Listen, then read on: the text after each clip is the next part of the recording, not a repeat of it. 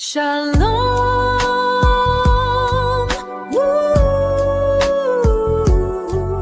Welcome, set apart ones. So glad you came to join Bathsheva.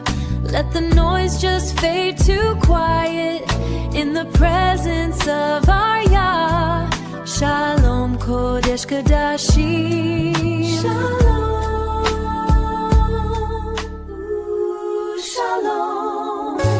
The busy week is melting away now. Time to let His love light lead the way now. Get your hearts ready, settle in. Our special time is gonna start soon. So glad you're here to share the truth. Yeah, we'll be starting soon.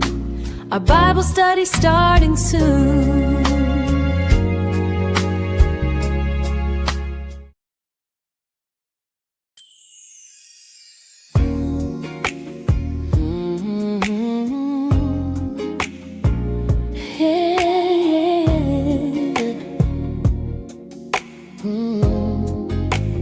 Make a joyful noise, let it ring through the night. Come with open hands and a heart turned light. I was looking for peace in the rush of the world. Then I heard grace singing like a banner unfurled. Enter with thanksgiving, stepping in with praise. I got a thankful heart for all my days. So with thanksgiving, stepping in with praise. I got a thankful heart for all my days. In the quiet of the morning, when the shadows start to fade, I remember every promise, every path that you have made. Though the storm may rage around me and the waters start to rise, I will fix my gaze ahead with a vision clear and wide.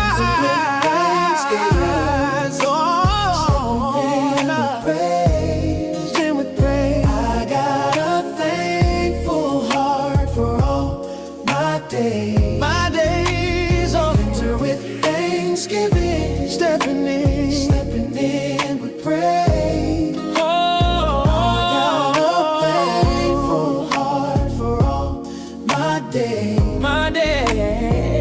For you are good, and your mercy will endure. Generation to generation, your word remains secure. I will lift my voice, I will sound the shofar high. Let the sound of restoration echo to the sky. Oh, I enter His gate, into it, stepping in with praise.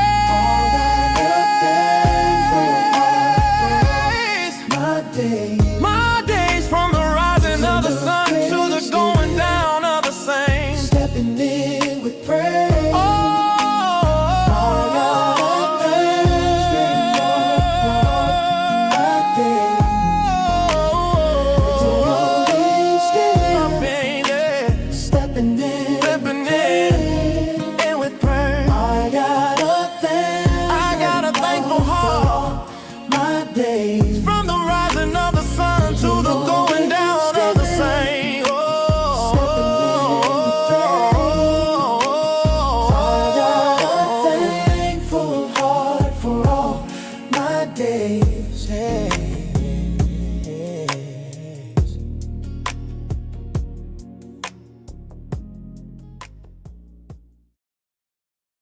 Welcome to the place where we connect, seeking divine wisdom and respect. With Morah, Bathsheba, come and see, unlocking all the truth for you and me. Morah, Bathsheba Bible study for our faith lessons.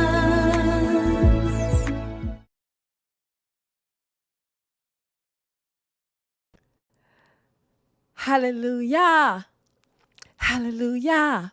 Praise the power of Abraham, Yitzchak, and Yisrael, the creator of the heavens, the earth, the seas, and all that in them is.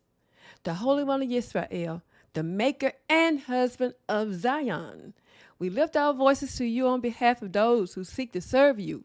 You are the architect of covenant order, the one who fashioned the first woman from the rib of man to be his unique, undivided counterpart, the missing half of your image. For you made man in your image, one male and one female, and you commanded them to be one flesh. Today, we break the silence. We break the silence over the altars of confusion, compromise, and deception that have targeted the vessels of your daughters, diminishing them to be pawns, objectified in the flesh for man's sexual gratification. We bring before you the daughters of Zion, who are currently ensnared, trapped, or feeling stuck within the structures of adultery, polygyny, and fornication. Elohim, you declared through the prophet Hosea that you would not punish the daughters or brides when they turn to unfaithfulness, because the men themselves, the fathers, husbands, and leaders have set the pattern of betrayal and compromised your holy standards. You see their hidden tears, the systemic starvation of identity, the emotional minimalization, and the silent warfare raging where your daughters have been grouped into rosters instead of being honored in a single-hearted covenant. We ask that you break the chains of man-made manipulation and dismantle the spiritual blindness of leaders who use twisted interpretations of your holy law to validate the unchecked desires of men. We cry out because so many of our brothers are refusing to heed your explicit command in Leviticus chapter 19, verse 29, where you warn, do not prostitute thy daughter to cause her to be a whore, lest the land fall to whoredom and the land become full of wickedness. They have blinded themselves to the law by pulling our sisters into shared, low-tiered, and fraudulent polygynous arrangements and shacking up agreements. They are profaning the very daughters they were commanded to protect, filling our communities with spiritual, physical, and emotional whoredom. Bring a heavy conviction upon the men of Israel. Yah, awaken our brothers to the gravity of their actions and let them see that pushing women into these unrighteous structures is a direct violation of your holiness. Restore the sight of your daughters. Yah, remind them that they are not cheap labor. They are not less than man. They are not secondary options, and they are not shadow companions meant to endure a shared, fractured affection. Execute your divine protection over their hearts, their minds, and their children. Grant them the supernatural boldness and the clear path of escape to walk out of environments that devalue your original design. Let them know that their identity is anchored in you, not in a man's domestic lineup of women.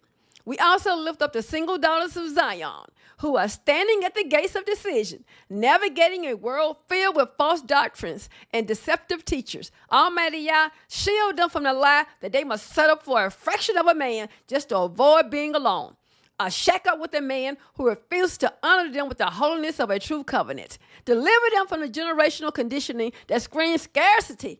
Eradicate the anxiety that makes a compromised, shared relationship look like a refugee. Almighty Yah, write this truth upon the tables of their hearts. You, my sisters, deserve a covenant, not a side chick position. Give them the spiritual endurance to wait upon your perfect timing and your righteous path. Strengthen their spirits to stand firm in their singleness, wrapped in a royal garment of undivided devotion to you. Let them realize that it is better to sit in the peace of your presence, clean and untangled, than to build a house on the sinking sand of a worthless agreement or a broken contract. Protect them from the smooth words of deceptive men who slap the holy title of marriage and a title of wives onto a collection of women. Keep them hidden under the shadow of your wings until the brother who understands the high weight of an Isha, a brother who seeks a single building vessel to honor and protect, is positioned by your hand to find them, To the women who find themselves caught in a path of adultery, while Hosea 4:14 reveals the heart of God, showing that he does not hold you solely accountable when you have been driven to unfaithfulness by the failure, hypocrisy, and betrayal of the man designated to protect you. Do not mistake his mercy for license. The absence of divine punishment does not erase the weight of natural consequences. Every breach of covenant carries a toll. It fractures peace, corrupts spiritual clarity, and leaves scars upon the soul, and it sometimes produces bastard children into a covenantal lineage.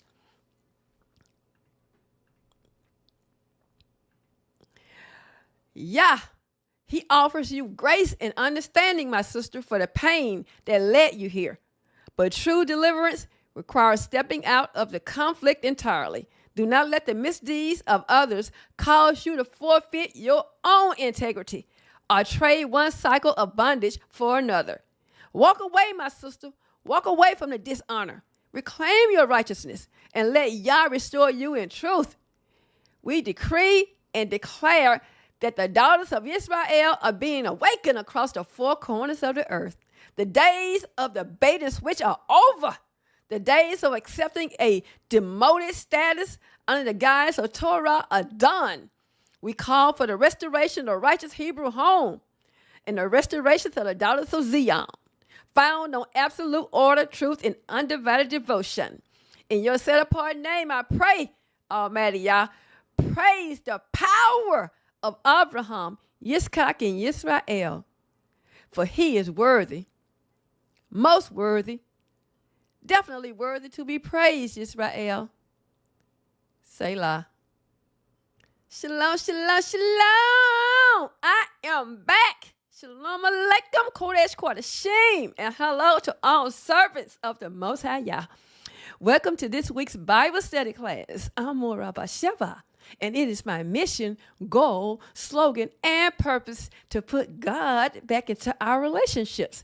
And how do I put Elohim back into our relationships? By tearing down the lies, misconceptions, and distortions of the Holy Scriptures that has been plaguing our nation since the days of our youth. Without Elohim at the center, we lose the holiness, righteousness, justice, and truth our lives need. Israel. Yes, you, Israel, for we are the children of Israel. We are not Black Americans. We are not foundational Black Americans. We are not Negroes. We are not colors. We are not African Americans. We are the children of Israel. So as a nation, we have a perpetual hatred for the Holy One of Israel. And this is why we calling ourselves everything except the child of Elohim. Us, like they commonly say, the child of God. We fight tooth and nail to hang on to lies that has been destroying our nation. Just like the Hebrews of old, who stoned, jailed, ridiculed, and rejected the prophets. Our people are still stuck on stupid. Instead of opening their books to the truth and closing their eyes to the lies, they reject the truth for the lies. They want to hear smooth things that can profit them nothing. In a world where truth is often buried beneath layers of nonsense, I am here to clear the path. This channel is dedicated to tearing down walls of confusion and destroying lies of deception with the hammer of Yah, bringing you back to the foundations that matter. This isn't just an ordinary Bible study class. This is a return to the blueprint.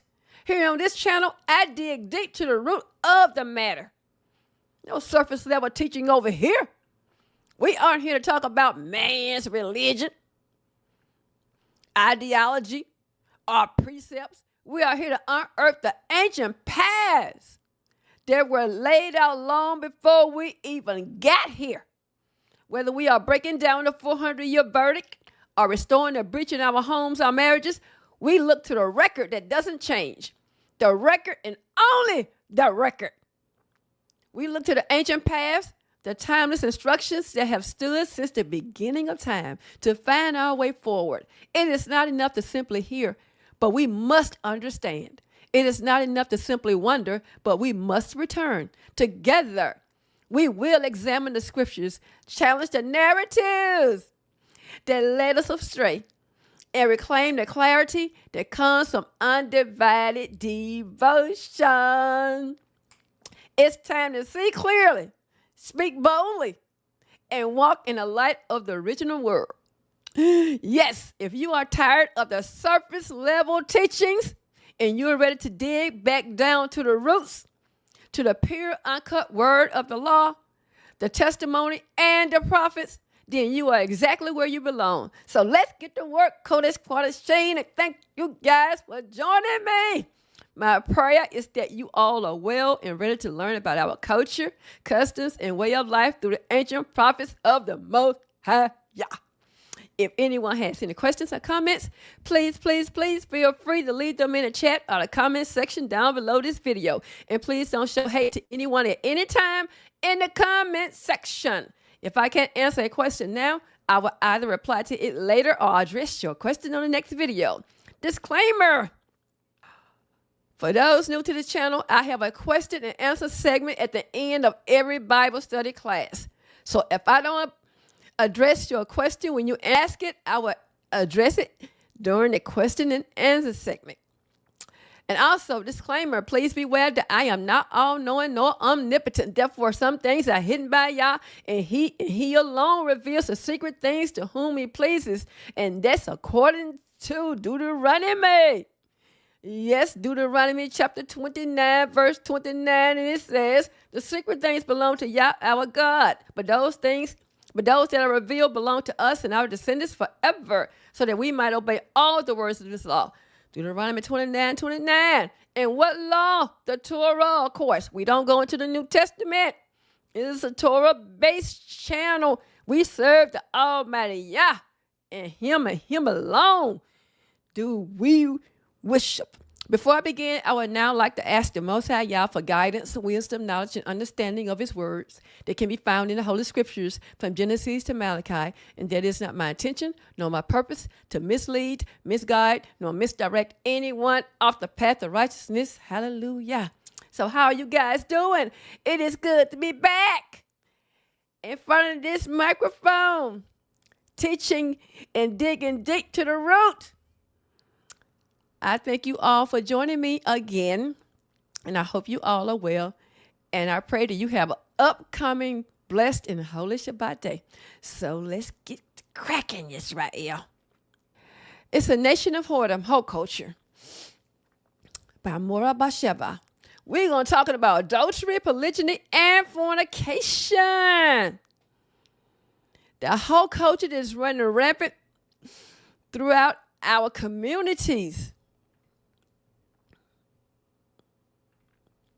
Description. This is a raw, unedited, investigative look into the spiritual and physical collapse of the Hebrew family structure. For years, our communities have blamed external systems, slavery, societal oppression, external judgment for the breakdown of our homes, the hyper-sexualization of our daughters, the epidemic of paternity fraud, and the normalization of hookup culture. In this 2-hour intensive Bible study, we strip away the academic excuses and we look directly into the mirror of the prophets. Using Hosea 4 as our foundational blueprint, we expose how the physical promiscuity of our daughters and the infidelity of our wives are direct judicial reflections of the spiritual and physical whoredom of our fathers and sons. Yes, and the brothers love to blame the sisters for everything that's wrong in the nation. And we're going to strip down and talk about these brothers tonight. And I want to hear the brothers talk about Hosea 4:14 like they talk about Isaiah 4:1. We connect the law of Leviticus 19 and 29 and Deuteronomy 22, verses 20 through 21 to the prophetic execution of Hosea chapter 4, demonstrating that when men pierce their covenant with Yah to pursue transactional lust and false doctrines like polygyny and call it holy, Yah drops the protective shield over their households. In this intensive session, we address the broken covering, how the spiritual treason of fathers, sons, and leaders directly triggers the moral and structural undoing of the women under their care. Hosea 4:14 unveiled a deep exploration of why Yah refuses to execute judgment on the daughters and brides who turn to unfaithfulness when the men leading them have already abandoned their righteousness for compromised. The high cost of compromise, exposing how twisted interpretations of Torah are used to validate unchecked desires and why spiritual double standards bring decay to the entire community. So the sisters in this lesson are going to be doing the same thing that men been doing. The Most High said it's going to happen, and it's already happening.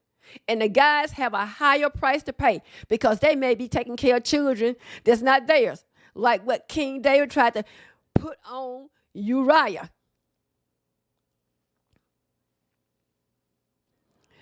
The reality of natural law, understanding that while divine mercy acknowledges the root of betrayal, every breach of covenant still yields painful earthly consequences, my sister, emotional warfare, and loss of peace. The path to restoration, how stepping out of counterfeit structures, returning to single-hearted devotion, and reclaiming true righteousness breaks generational cycles of bondage.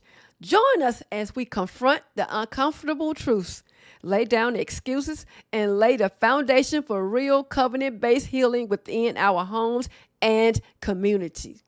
Segment 1, the state of the camp. Let's set this matter in order. Introduction, declaration. Miss Parker, we have to talk about what is actually happening behind the closed doors of our community. We look at our neighborhoods and we see absolute chaos. We see our brilliant daughters shacking up in unstable, informal, uncovenanted relationships where they give away the fruits of a wife.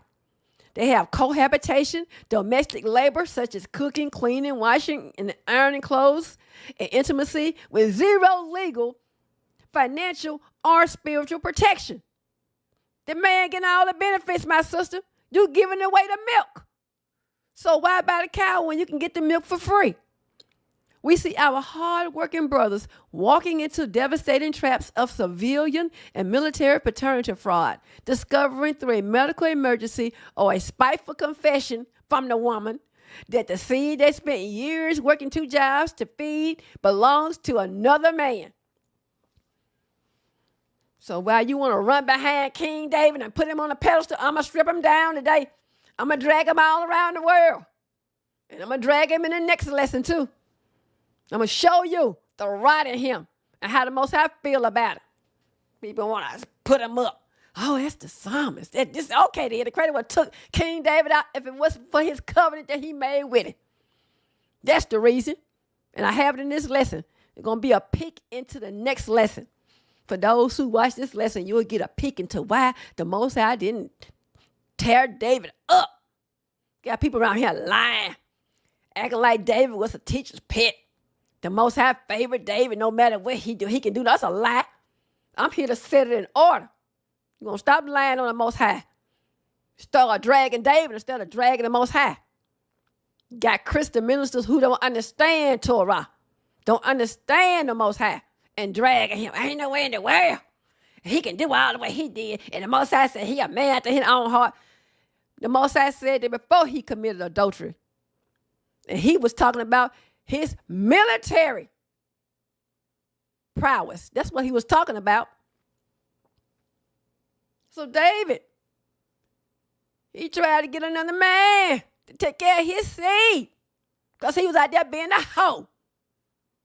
We see 3-way love affairs popularized on our social media platforms, Instagram, YouTube, etc., inevitably ending in domestic disputes, broken families, and violence. Introduction, judicial execution. Our men aren't walking around asking, where's Yah? Because they're busy having a good time making women out of hoes. And they being a hoe themselves. They aren't praying for him to save their homes. Most of them aren't even crying out to Elohim at all. They are completely oblivious to the spiritual court system that's going on. Instead, they are actively participating in the degradation, blaming women on podcasts, complaining about modern women. You know, these modern women, these feminists are bragging about their own double standards, about their bravado, while claiming patriarchy gives them a pass to do whatever they want. See, I'm the man. When I say goes, I lay the law down in my house. I said jump, they said how high. Got these women brainwashed. Sisters, you guys need to go to my blog post where I set it in order. The Most High never created you to be a man's footstool. The Most High said you are his servants. He never created no man to be another man's servants. That's why he had a problem with the fools back in Samuel time. We want a king like the other nations to go before us. And the Most High was the king. He was the leader to rule over Israel.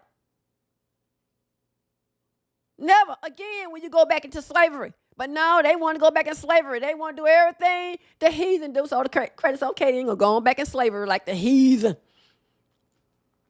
wanted you to be back in slavery. So that's where you want to be. We want to blame the music industry. We want to blame the modern feminist movement. We want to blame the family courts. But tonight, we are lifting the veil to look at the Supreme Court of Heaven, because that is what matters. The collapse of the Hebrew family is not a random social trend. It's a judicial execution. It's prophesied, and it's happening right today. We have established a baseline reality that is completely unyielding. Since we as a people have not been faithful to Yah, we have completely lost the spiritual capacity to be faithful to one another. Did you not understand that? We have established a baseline reality that is completely unyielding. You can't change it. Since we as a people have not been faithful to Yah, we have completely lost the spiritual capacity to be faithful to one another. That's why all this ho-hopping going around. Wait a minute, sis. I thought you were with Brother John over there. Next thing you know, she over there with Philip. Next thing you know, wait a minute. I thought you said you were married to him. Oh, God, I can't put up with that nonsense. And then go over there to another man. And they ho-hop all throughout Israel. All throughout the nation. Even the conscious Hebrews ho-hop and want to call it polygyny. Ain't nothing but glorified whoredom. You can't break the one flesh bond. And then they want to follow behind Cain's seed after all. They should have told them. The Most High was hidden from them. And they want to justify that evil because they want to satisfy the flesh. Don't talk about it. This is the manifestation of our whoredom. Because we're not faithful to Yah, we cannot be faithful to each other. Brothers, you cannot have a faithful household on a whorish foundation. You out there ho-hopping and then call it righteous and holy polygyny, and you think your wife's not going to be out there doing it. And this Bible study class is going to reveal it in Hosea chapter 4, verse 14. So my sisters, when the brothers come to you talking about Isaiah chapter 4 and 1, throw Hosea 4 and 14 in their face, because the Most High is leveling the playing field. They're not going to like that. And they have a higher price to pay. Because the woman might get pregnant, then the man pushing the child off on you, then laughing behind your back. Doing the same thing King David tried to do to Uriah.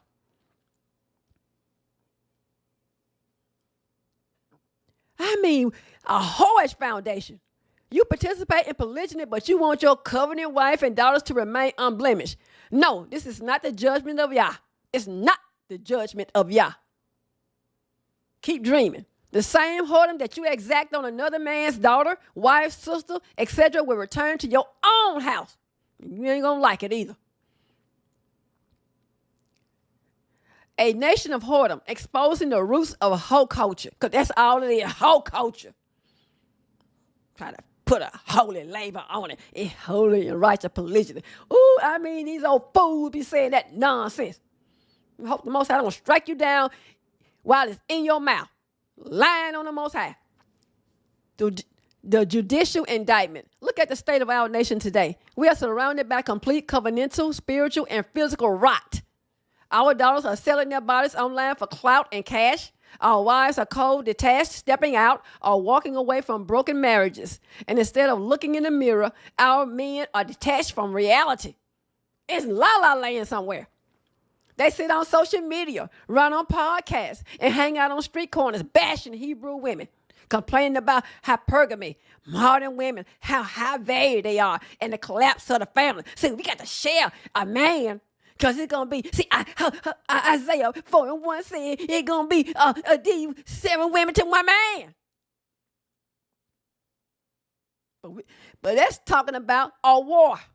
We're not going to talk about that. And then all that's left out of the war, when the Most High take away the good people, is the deadbeats. That's why the women say, I'm going to take care of my own self. I want to be married. I had a name, but I really don't want to be physically married to no deadbeat, like living with him. I stay in my own house. He broke. He ain't got nothing to offer me. Nothing. Because that's all going to be left, the deadbeat. So the guys that hooping and hollering about that, they're the deadbeat that's left over after all the good men are taken away. They claim they want righteous patriarchy, but their own hands are dripping with filth. They don't realize that the very whole culture they are crying about was built, funded, and normalized by their own hands. Here's the raw, heavy-hitting truth from the Supreme Court of Heaven. The collapse of our women is the direct mathematical judgment against the lawlessness of our men. That's why you see the women out there ho-hopping and doing the same thing you guys were doing. You did it first.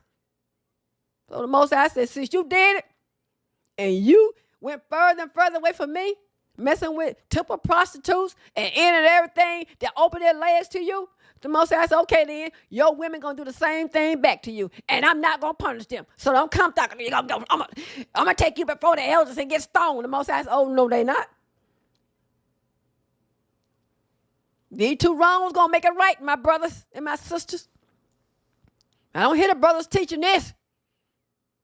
Now slap this up in their face like they want to slap polygyny in our face. Our brow beat us to death about it. And I already broke that foolishness down.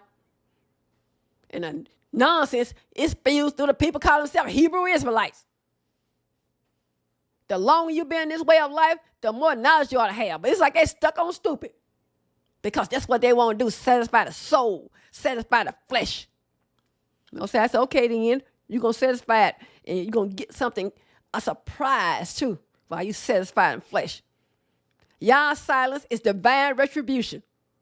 In Hosea 4:14, the Almighty drops a decree that completely shatters the ego of any man trying to play the righteous ruler while living like a heathen. The Creator said, I will not punish your daughters when they commit whoredom. You hear that, my brothers? The fathers, the leaders, the rulers, teach this. Nor your spouses when they commit adultery. Why? Why he won't punish them? For themselves, for the men themselves are separated with whores. They want to call it my second, my third, my fourth wife. You're making a whore out the woman. A man can only have one covenant. The Creator had one covenant. He said, you only have I known. And they more righteous than God because they going to have 2 and 3 and 4 covenants. All out of order. And also they sacrifice with harlots. Harlots. So the Most High said, okay then. You can't open your mouth about what these women going to do. Look what you have been doing. The Most High said, I'm going to withdraw my protection from your household. And I'm going to let the rot destroy you and your house. Through diseases, paternity fraud, violence, all these 3-way love affairs. Well, I just got to have her and they go murder the other person. Yes, my brothers, you are either sneaking around with women making whores out of them with no covenant in sight, or you are making a whore out of them by lying, saying that she's your second or third wife. Yah isn't stepping in to fix your house because Yah is just. He refuses to act as a hitman for hypocrites.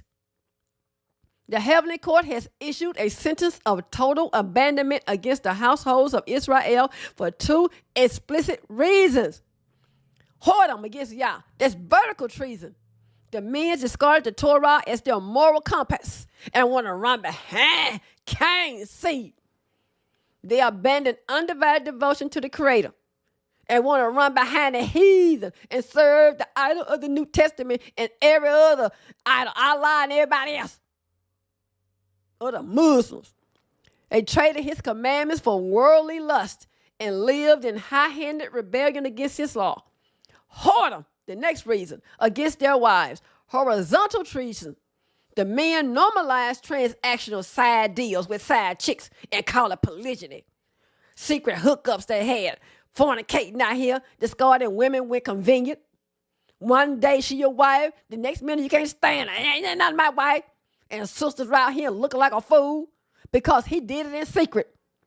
No witnesses whatsoever. No accountability and no responsibility. Because he want all the women out there working so he can sit at home and hold it down for the Lord.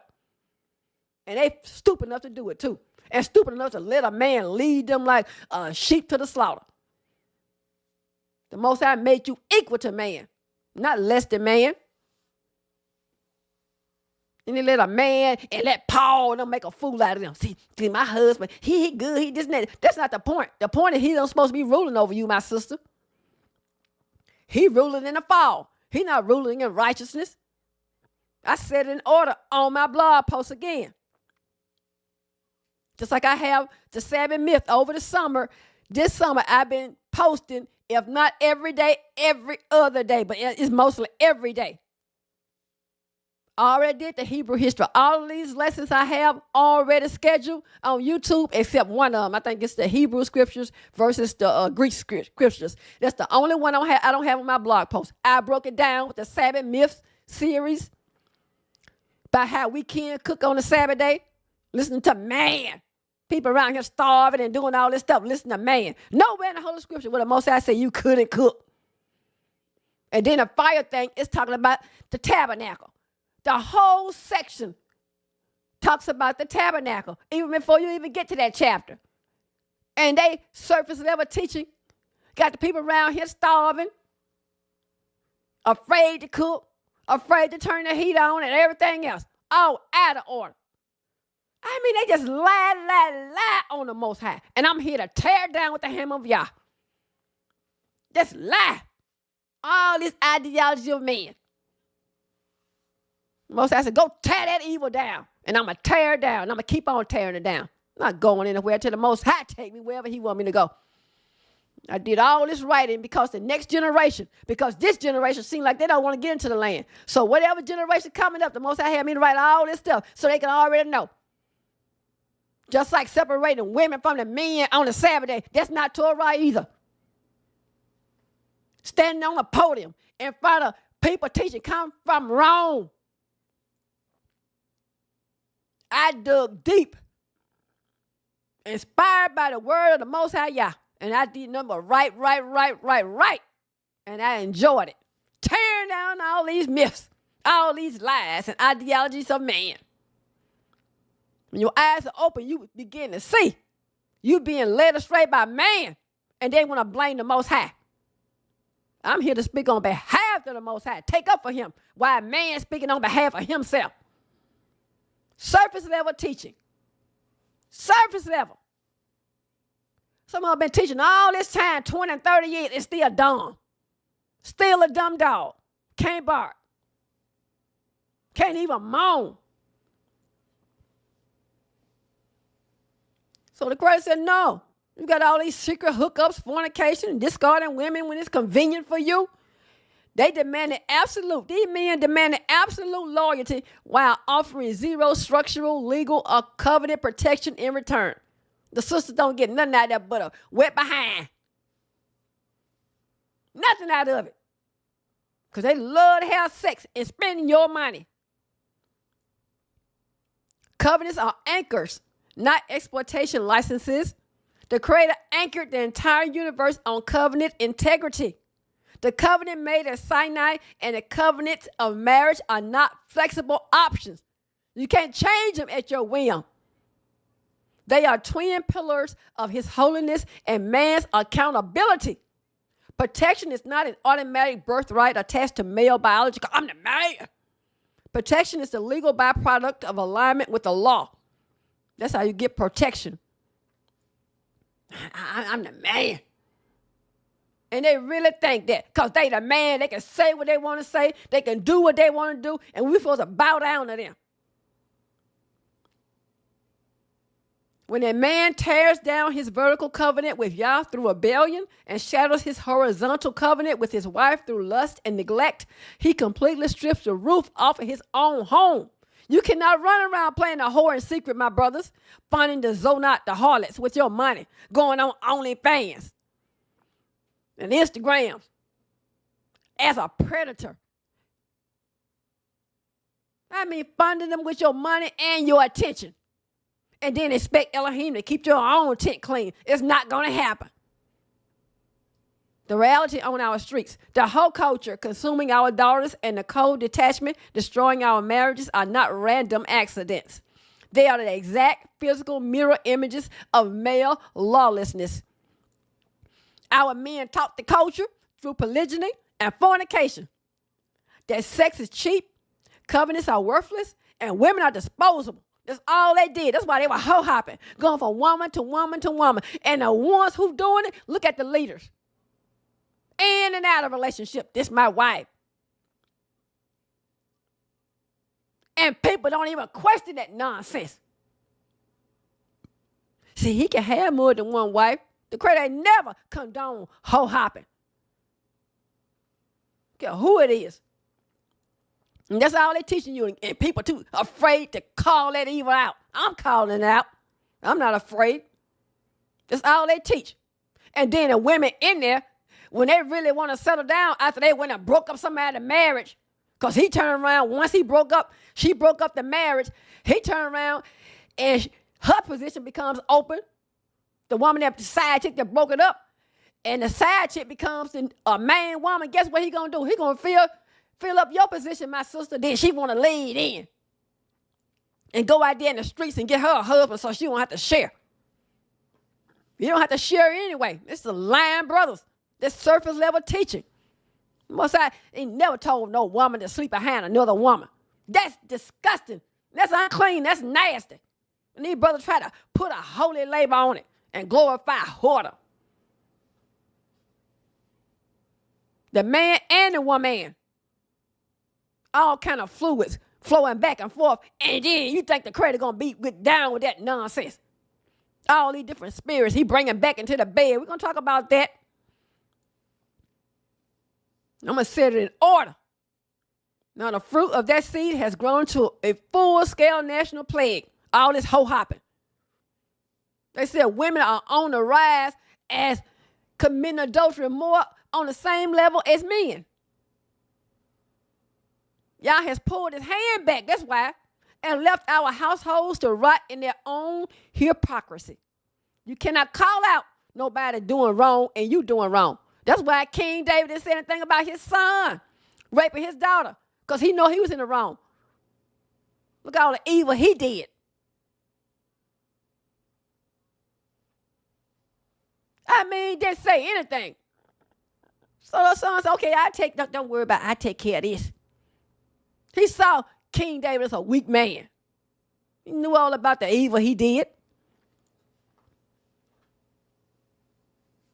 Until the men repent, drop the double standards, and return to the strict, unyielding law of the Most High, the entire house will continue to burn to the ground right before their eyes.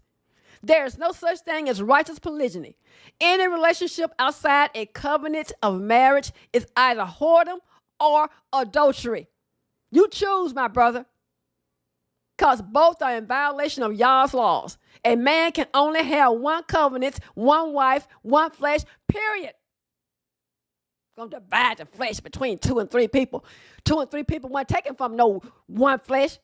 It was one woman taken from one man, so one woman returned to one man and make him whole. Anything else is distortion. It's a lie against the Most High Yah. Every time you say that nonsense, you lying on Yah. Shalom, shalom, Jonathan Evans. Peace and blessings to you, my brother. Thanks for joining. Segment 2, the edema of covenant treason. To understand how we arrived at this systemic collapse, we must strip away the modern English translations. Always do that. The scriptures are Hebrew scriptures. The New Testament are Greek scriptures, written in Greek. Our scriptures are not no English scriptures. They are Hebrew scriptures. And we need to look at the raw Hebrew etymological language that the Most High used to diagnose our condition. The text does not use passive, gentle language. It defines our modern lifestyle as high-handed criminal treason against the covenant. Number 1, whoredom, play the whore, promiscuity. The root is zana. Strong's H2181. It means to play the harlot, to engage in illicit, transactional sexual relations, or to go completely astray. In the Hebraic language, zana is never just an isolated physical act. It is a state of being where an individual leaves their legal covenant protector, whether that protector is Yah or a righteous father, to sell themselves in a lawless marketplace. The noun form is tasnut. Strong's H2184, meaning a persistent spirit of unfaithfulness and promiscuity. Number 2, the transactional whore versus the sacred harlot. The scriptures make a distinct legal distinction between these two types of women in this lawless lifestyle. The zonah is the standard transactional whore who trades intimacy for immediate financial security. I want me a man with a 2-car garage, 2-story house, a Mercedes-Benz, a 6-figure income. That's the transactional whore right there. Lifestyle upgrades are validation. The women we see dressing provocatively on social media or in our neighborhood, trying to get the attention of a man. Because they know these athletes, especially, they dumb as dogs. Dogs not all dumb, but they dumb as a dumb dog. Let me rephrase that. Now all they see, when the women showing everything, oh, I got to have that. Raw dog, I got to have it. Don't make a bit of sense. The Kadisha, Strong's H6948, is the temple harlot. This word comes from the root kadash, which means set apart or consecrated. While holy things are set apart for Yah, a Kadisha is a woman set apart and consecrated for pagan ritual prostitution. And yes, our men did that. I don't know why these men don't talk about all the holy things these men did in the holy scriptures and they doing today. They always want to drag the woman. All these years I've been in this way of life, that's all I kept hearing them, drag the women, drag the women. The Most High said, no, you can't speak now. You can't speak now. It's a time and a place for it. Always the woman's fault. They said the black woman's fault. Then it got to the Hebrew woman's fault. She the downfall of the man, downfall of the nation. That's a lie. The Most High always called the man out. These men just didn't call the men out, but I'm calling the men out. And going to continuously call them out as long as the Most High tell me to call them out. Number 2, the transactional whore versus the sacred harlot. Again, back in ancient history, our forefathers participated in this evil practice, thus following in the ways of the heathen. And they doing it today. Going on to OnlyFans.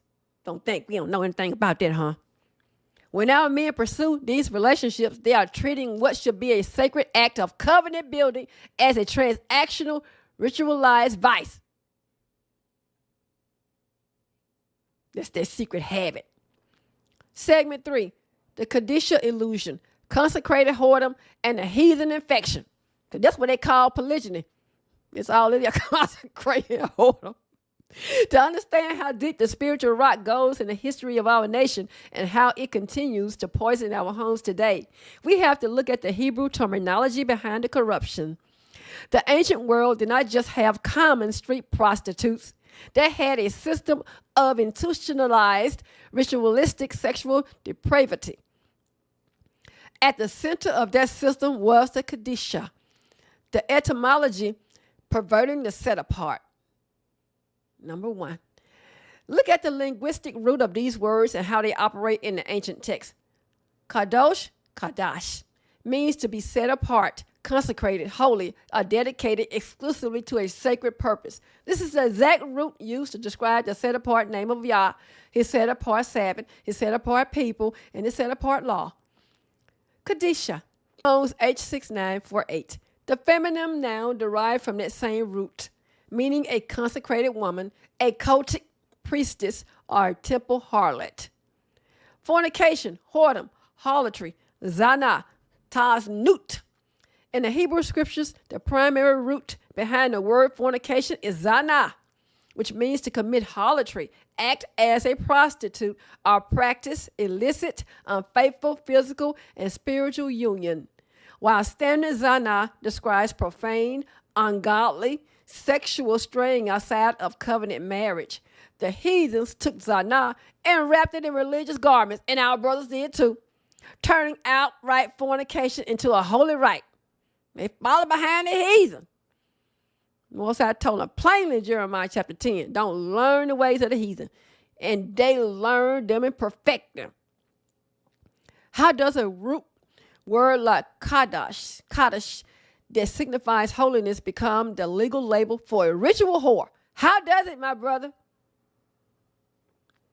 Because pagan heathens took the concept of dedication and consecrated it to demon gods. Then our people followed in their footsteps. They sacrificed unto devils, not to Elohim, to gods whom they knew not, to new gods that came up newly, whom your fathers feared not. Deuteronomy chapter 32, verse 17. That's who they sacrificed unto. And they love it. As Deuteronomy 32 and 17 states, they were sacrificing their strength, their bodies, and their bloodline to Shadim, demons, entities that masqueraded as gods of rain, crops, and fertility. In the shrines of Canaan, Babylon, and Moab, a Kadisha was not a woman running a cheap side hustle on a corner. She was an official priestess of the high places, consecrated to fertility deities like Baal, Asherah, and Ishtar. Heathen men did not go to her merely for physical gratification. They went to her as a spiritual act. Like these brothers get these women and call them a wife as a spiritual thing. It's holy and righteous polygyny. These crazy nuts believe that engaging in ritual sex, which is taznut and fornication with a temple harlot at the shrine, would activate the deities, bring rain, multiply their crops, and secure financial prosperity. It was fornication disguised as faithfulness. Whoredom disguised as holiness. That's what polygyny is. Okay, how you repackage it. 2, the heathen infection of the forefathers. Instead of destroying these high places as commanded in Torah in Deuteronomy 12, verses 2 and 3, our forefathers looked at the heathen nations around them and adopted their practices. They brought the Kadisha system directly into the borders of Israel. And there were also sodomites, Kaddish, masculine ritual prostitute. And our men were sleeping with them men too. I don't hear the brothers talking about that in the land. And they did according to all the abominations of the nations, which Yah cast out before the children of Israel. 1 Kings 14 and 24. I'm going to set it in order. For themselves are separated with whores, and they sacrifice with harlots. Kedishot. Hosea 4 and 14. Consider the absolute terrifying evil of what our forefathers were doing. Consider it, Israel. A man would dress himself up, put on a facade of covenant leadership, walk up to a pagan high place.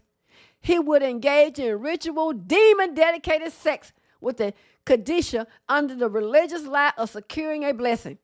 And then he would walk down from the shrine, wash his hand, or wipe his mouth, I'm just imagining, walk into his private tent and creep straight back into the covenant bed of his wife. He done just had sex behind the other brothers, taking turn with this temple harlot. What kind of vile, high-handed wickedness was this? The same kind of vile wickedness done through polygyny. These men run through these women. These women go from one man as her so-called husband to another. And the brothers do the same thing. Let's call it what it is. The first thing people ask when they find out what I am, oh, you a Hebrew Israelite? No, they're a cult. I'm a Hebrew. When they talk about polygyny, oh, no. Would you allow your husband to have more than one wife? Oh, no, I tore that foolishness down. See, yeah, most women against that. No, I said most men for that. You don't know me. I said, you don't know me either.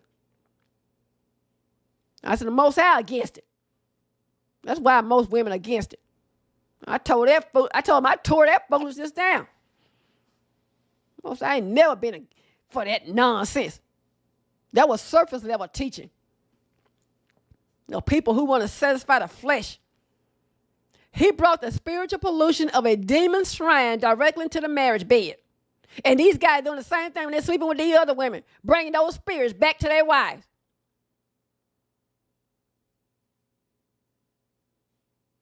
Because you exchanging fluids with that other woman. Then come back and exchange fluids with your wives. What kind of evil, sick, and wickedness would the Most High promote like this? These men expose the covenantal wife, the mother of their children, to the physical diseases and spiritual filth of a pagan harlot, whom other men of his nation has had sex with. Imagine that. Going back to back. He slapped the label of sacred on his own unchecked, unbridled lust, using spirituality as a cloak to portray his wife and mock the Almighty. That's all they were doing. The same thing is done in polygyny. The woman is a whore instead of a harlot. Men expose their wives to diseases and spiritual filth doing all this evil. 3, it wasn't just female prostitutes, my brothers. The perversion of Israel's sons were male prostitutes. Let's talk about it. Same thing going on in Atlanta. We're going to set this matter in order. Told you everything that's going on, I can go find it in the Holy Scriptures because my eyes are open to fully unpack who was doing what. You hear that? Who was doing who? And why the language points directly to the men of Israel, we have to look at the Hebrew grammar, the cultural context, and the historical records of Canaanite religion. Number 1, the Hebrew distinction. Kaddish versus Kadisha. The Hebrew language uses precise, gendered terms for cultic, temple-dedicated prostitutes. Kadisha, the feminine noun, a female ritual prostitute or priestess. Kaddish, the masculine noun, plural, Kedishim, a male ritual prostitute and priest. In 1 Kings 14 and 24, the word used in Hebrew is the masculine plural, Kaddish, meaning male cultic prostitutes, plural, were operating within the land during the reign of Rehoboam in Yehudah.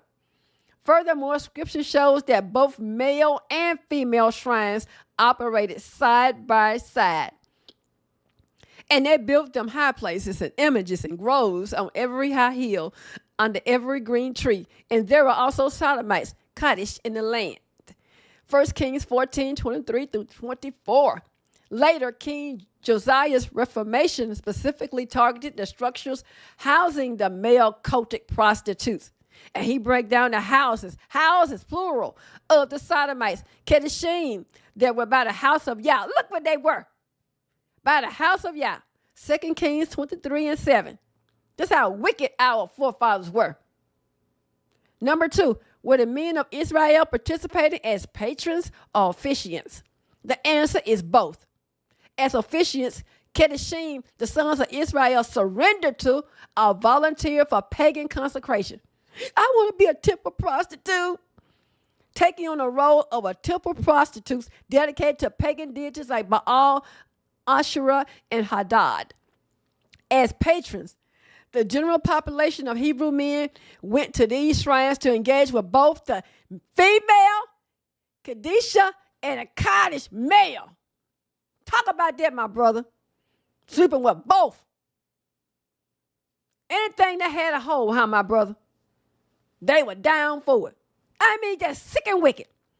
Pagan fertility cults were designed around the lie that human sexual acts, whether heterosexual or homosexual ritual unions at the shrine, sympathetically forced the deities to send rain, increase livestock, and grant agricultural wealth.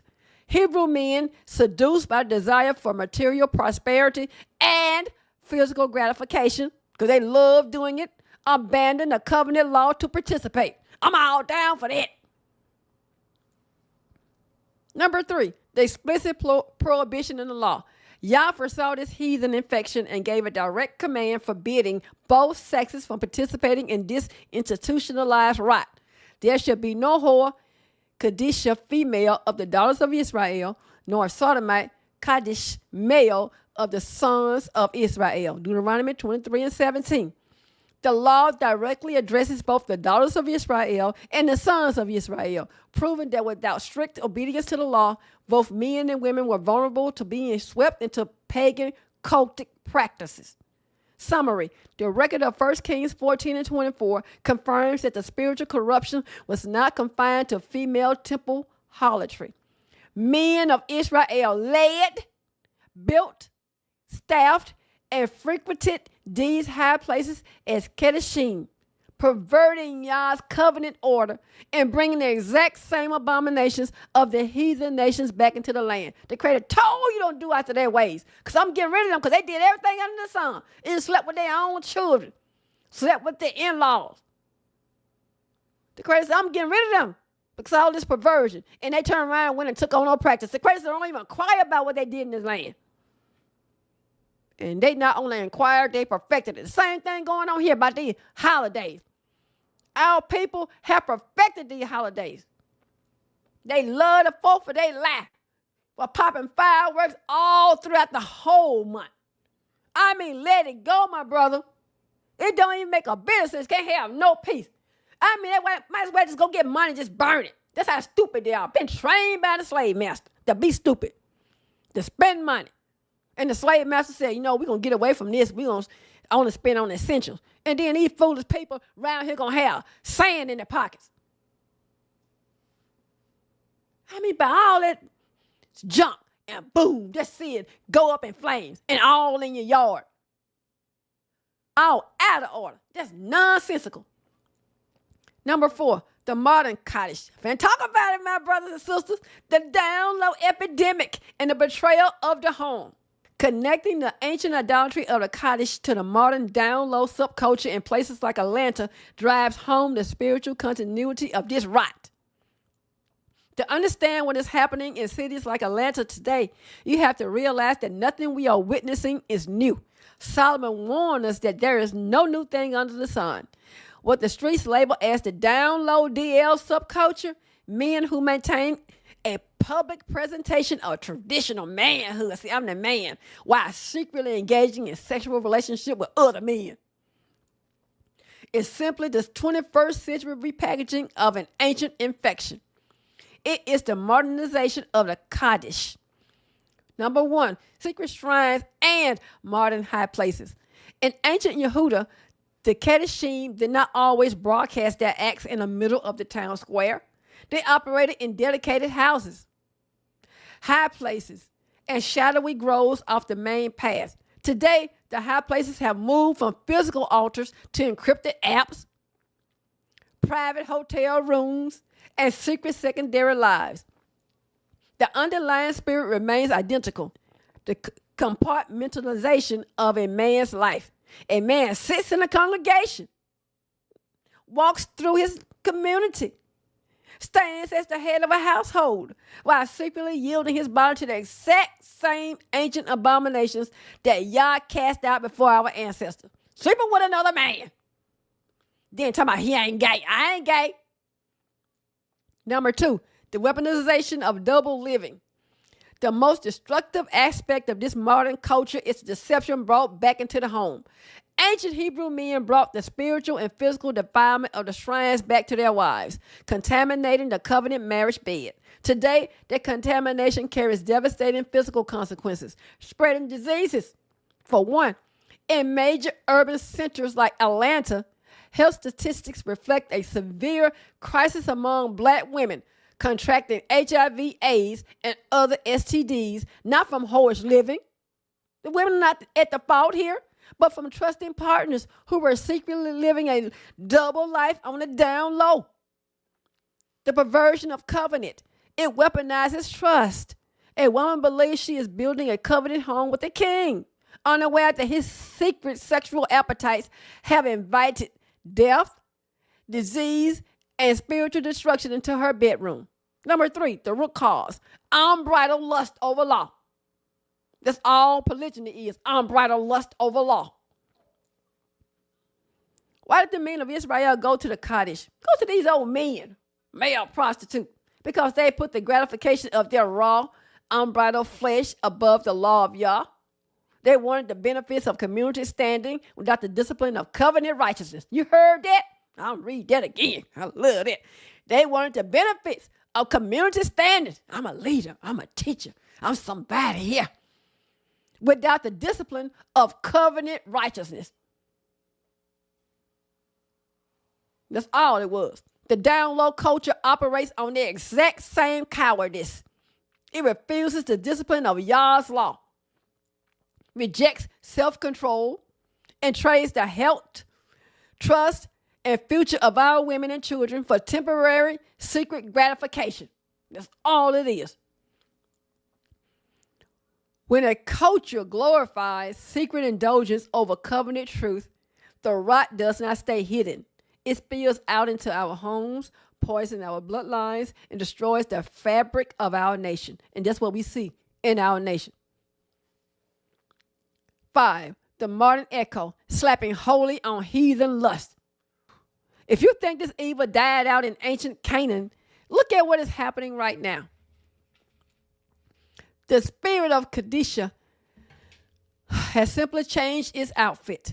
Modern men who claim to know the Torah, claim to speak Hebrew, and claim to represent the kingdom are running the exact same ancient heathen play. They pick up the Hebrew scriptures and twist Deuteronomy or Genesis to print themselves a license for unbridled sexual lust and fornication. They slide into the DMs of uncovenanted women, set up accounts with OnlyFans, chase transactional side chicks, and set up situationships in secret. Then they turn around and slap a holy label on it, calling it righteous polygyny, building a nation, or exercising their patriarchal rights. It is the exact same demonic deception, taking raw, lawless fleshly appetite and trying to consecrate it as sacred. They take a woman outside the law, consume her temple, and then creep back into the house with their wives, expecting their families to bow down and honor them as kings. It is not going to happen, my brothers. Hosea chapter 4, verse 14 is your judgment call, and it is testifying against you, and it has been. Just too blind to see it. You don't hear the brother teaching about that. 6, the reality of the third, the judgment of fire. This is why the scriptures are so uncompromising regarding the faith of our people. The Creator does not play games with men who use his name to cover their filth. And it shall come to pass that in all the land, said Yah, 2 parts therein shall be cut off and die, but the third shall be left therein. And I will bring the third part through the fire and refine them as silver is refined. Zechariah 13, verses 8 and 9. Our people are so deeply infected with the ways, mindsets, and hypocrisy of the heathens that standard rebukes no longer penetrate their hearts. You wasting your time. They fight tooth and nail to be hoes. They fight tooth and nail to rule over a woman. They fight tooth and nail to promote false doctrine. They fight tooth and nail to promote their agenda. They have normalized whoredom, secret side deals, high-handed adultery, and spiritual prostitution for so long that their consciences are completely seared. I teach the law and lead the judgment to Yah. I don't waste my time trying to convince a fool against his will. Only a refined remnant, the 1/3 who refuse to bow their knees to the high places, who reject the deception of the Kadisha, who reject the treason of polygyny against the covenant of marriage, and who hold fast to undivided devotion to Yah and their covenant vows will make it through the coming fire. If a man cannot keep his body holy, his covenant clean, and his house in order under the law Elohim, he is not a leader in Israel. He's just a fake. He a fraud. He's just an ancient heathen playing a modern religious game. And the court of heaven is about to shut the door in his face. When your father operates in that state of lawlessness, the spiritual vacuum doesn't stay confined to his personal life. It bleeds directly into the lives of his children. His failure as the co-head of the house tears down the legal perimeter surrounding his own bloodline. leaving the woman he was appointed to protect completely exposed to the predatory nature of the culture. To see how a father's negligence actively dismantles the future of his own home, we must examine the forensic mechanics of what happens when the legal guardrails of the Torah are abandoned at the front door.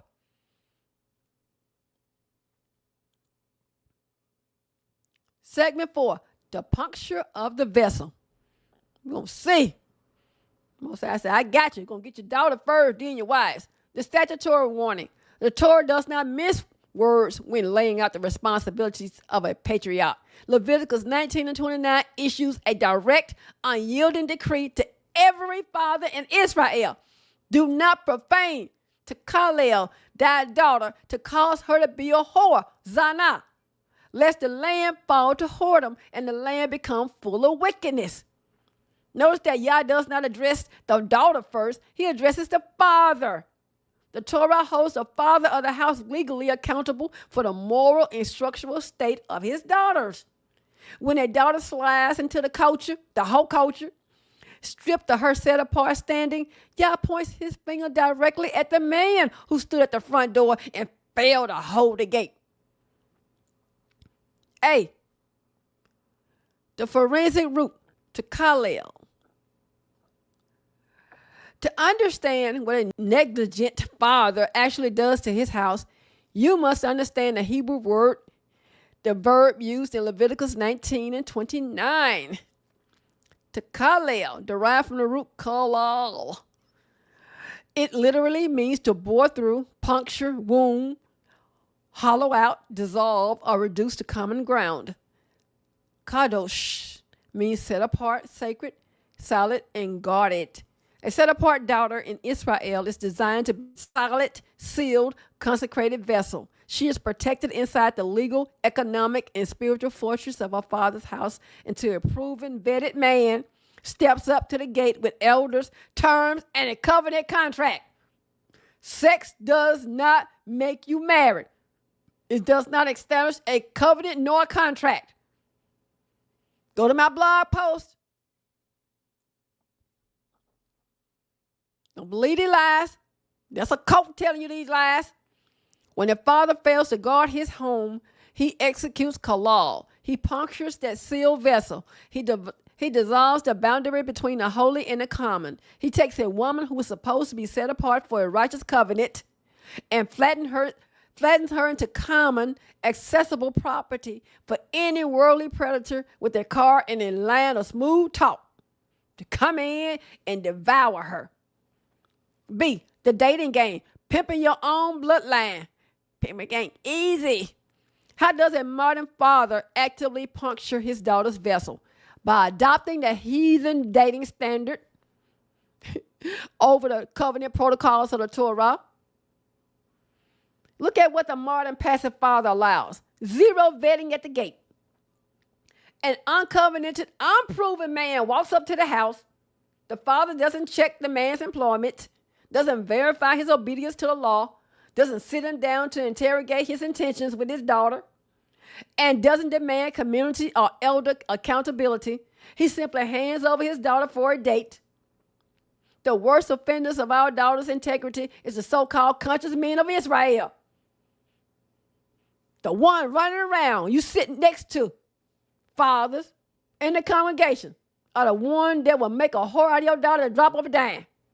A lot of them come into this way of life so they can have more than one wife, so-called wife quotation. They twist the laws to justify their whoredom under the label of righteous polygyny, surrendering her to shallow relationships by allowing his daughter to go off into the dark with an unvetted man. The father creates the exact environment for tasnut, whoredom. He gives the man full physical and emotional access to his daughter's temple without requiring a single shred of covenant commitment or financial ability or liability. Handing her to a married predator. We'll talk about that. Even worse, passive fathers look the other way when their daughters are enticed by men who are already married. Now, what can he do for your daughter? He already consumed with his covenant wife. There's no room for another woman. The Creator didn't make any room for another woman. When he gave woman back to man, Adam even acknowledged that. Bones in my bone. She'll be called one man because she was taken out of man. They became one flesh. One. Not two flesh. One. You can't add a third to no two to no already one flesh. That's a distortion. One was taken out of man. One returns to man. We believe no lies. They lying on the Most High. So under the guise of righteous polygyny, these men approach young women without the knowledge, consent, or elder backing required by law, offering no covenant status and no economic security. They use the female as a secret side chick while the father sits silently on the couch, doing like David. I don't see nothing, I don't know nothing, I don't hear nothing either. So David let this other son rape his daughter, ain't said nothing. The other son had to go in there, take the matter into his own hand. By stripping away the legal guardrails, elder vetting, and covenant requirements of the Torah, that father is doing everything in his power to cause his daughter to become a whore. He has pimped his own bloodline out to the culture. Pimping ain't easy. C, the infection of the land. The statute in Leviticus 19 and 29 ends with a chilling warning, lest the land fall to whoredom and the land become full of wickedness. Zima, Strong's H2154, is the consequence of the puncture. Zima does not mean a minor mistake. It means a premeditated, heinous plan of depravity, incest, and chaotic wickedness. What the media labels as hookup culture or hoe culture is nothing less than the historical curse of Zima manifesting in our streets. Sexual promiscuity without a covenant in sight. Shacking up, polygyny, side chick, fornication, all of that. This is not just a private family issue. It is a national security crisis. When fathers stop guarding their doors, their entire community falls into decay. A nation where fathers do not vet men is a nation where men no longer, you hear this, father? Where men no longer feel the need to become honorable. No, I'm not going to honor your daughter, make a hoe out of her. You stop vetting these men. They don't see the need to become honorable, hardworking, covenant-keeping husband. That's why they want to get a woman, have all these women out there working while they sit at home and hold her down for the Lord. Why would a man build a fortress when fathers hand out their daughters for free? The market becomes flooded with zonots, unprotected, available women, and zanim, predatory, lawless men, destroying the very concept of the set-apart family. This is why the marriage rate among Hebrews keep declining. Again, why buy the cow when you can get the milk for free? D, rebuilding the gates of the fortress. A true patriarch in Israel is not a passive bystander who lets the culture raise his children. He is the retaining wall of his household. If a man wants to speak to your daughter, he must pass through you first. He must state his intentions, prove his ability to provide according to the law in Exodus 21 and 10, demonstrate his alignment with the Torah, and stand before the elders of the community. Yes, all above. He ain't do nothing, no secret. Then when he get out here and say, she's not my wife, you don't have nothing to back you up, my sister. If he cannot meet the legal standard, the gates remain locked. The vessel stays sealed and the daughter remains protected. It is time for the men of Israel to stop profaning their own bloodlines. Seal the leaks, restore the Torah standard at the front door, and stop handing the daughters of Yah over to the wolves of the heathen world. How much they talking about they are Hebrew Israelite. Sisters, if a man chooses to chase whores or indulge in carnal desires, realize that his behavior reflects his lack of self-mastery. He can control his own body, not your worth, beauty, or value as a covenant partner. So don't blame yourself and think, it's something I did wrong. No, he just a hoe. Section 5. The statutory link to Hosea 4 and 14. Leviticus 19 and 29 as the cause. Let's set this matter in order. So let us lay the statutory foundation for Hosea 4 and 14. The prophecy of Hosea 4 and 14 does not exist in a vacuum. It's the direct manifestation of the written law in the Torah in Leviticus 19 and 29. Under the patriarchal order of Israel, a father is not a passive roommate. He is the guardian, the priest, and defensive shield of his house. He holds the legal title and custody over his house. His primary fiduciary trust is to ensure his daughter is safely transferred from his righteous house into the righteous household of a covenant-keeping husband, unblemished and protected. That's your duty, fathers. Not let her go from your righteous household to a whore's household. The high legal stakes of virginity laws. To understand exactly how high the stakes are, we have to look at the severe consequences attached to a daughter's purity. In the Torah, a daughter's virginity was not treated as a casual preference. It was her primary legal protection, her honor, and the foundation of her marriage covenant. You hear this, my young and older sisters? Your virginity is the foundation of your covenant of marriage. Without it, you acknowledge that you have played the whore in your father's house. And if a father failed to guard his house, or if a daughter chose to participate in secret, uncovenanted intimacy while living under her father's roof, the law demanded a capital penalty called capital punishment. But if this thing be true, and the tokens of virginity be not found for the damsel, then they shall bring up the damsel to the door of her father's house, and the men of her city shall stone her with stones that she die, because she hath wrought folly in Israel, to play the whore in her father's house. So shalt thou put evil away from among you. Deuteronomy 22, 20 and 21. Look carefully at the execution site. The text does not say to take her to a secluded field or a common dumping ground. She is executed at the very door of her father's house by the men of the city. Her father doesn't have to take part in it. It's by the men of the city. Why? Because the door is the boundary line of the father's jurisdiction. Bringing her to the door is a public indictment of the father's failure. It announces to the entire community that the man inside that house failed to act as a watchman. He allowed the boundaries of his home to be breached, letting his daughter play the whore, Zana, under the very roof he was assigned to sanctify.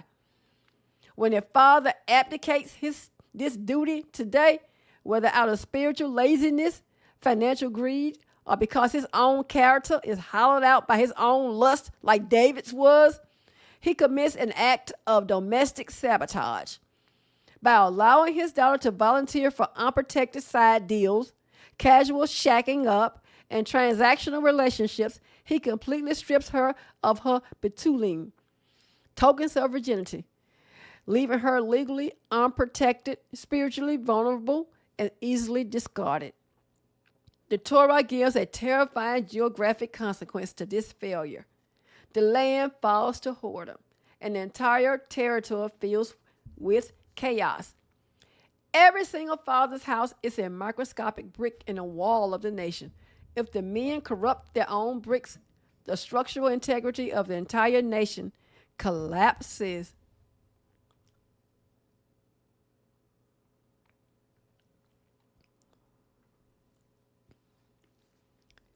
Segment 6. The Hosea 4 verdict and a polygyny deception.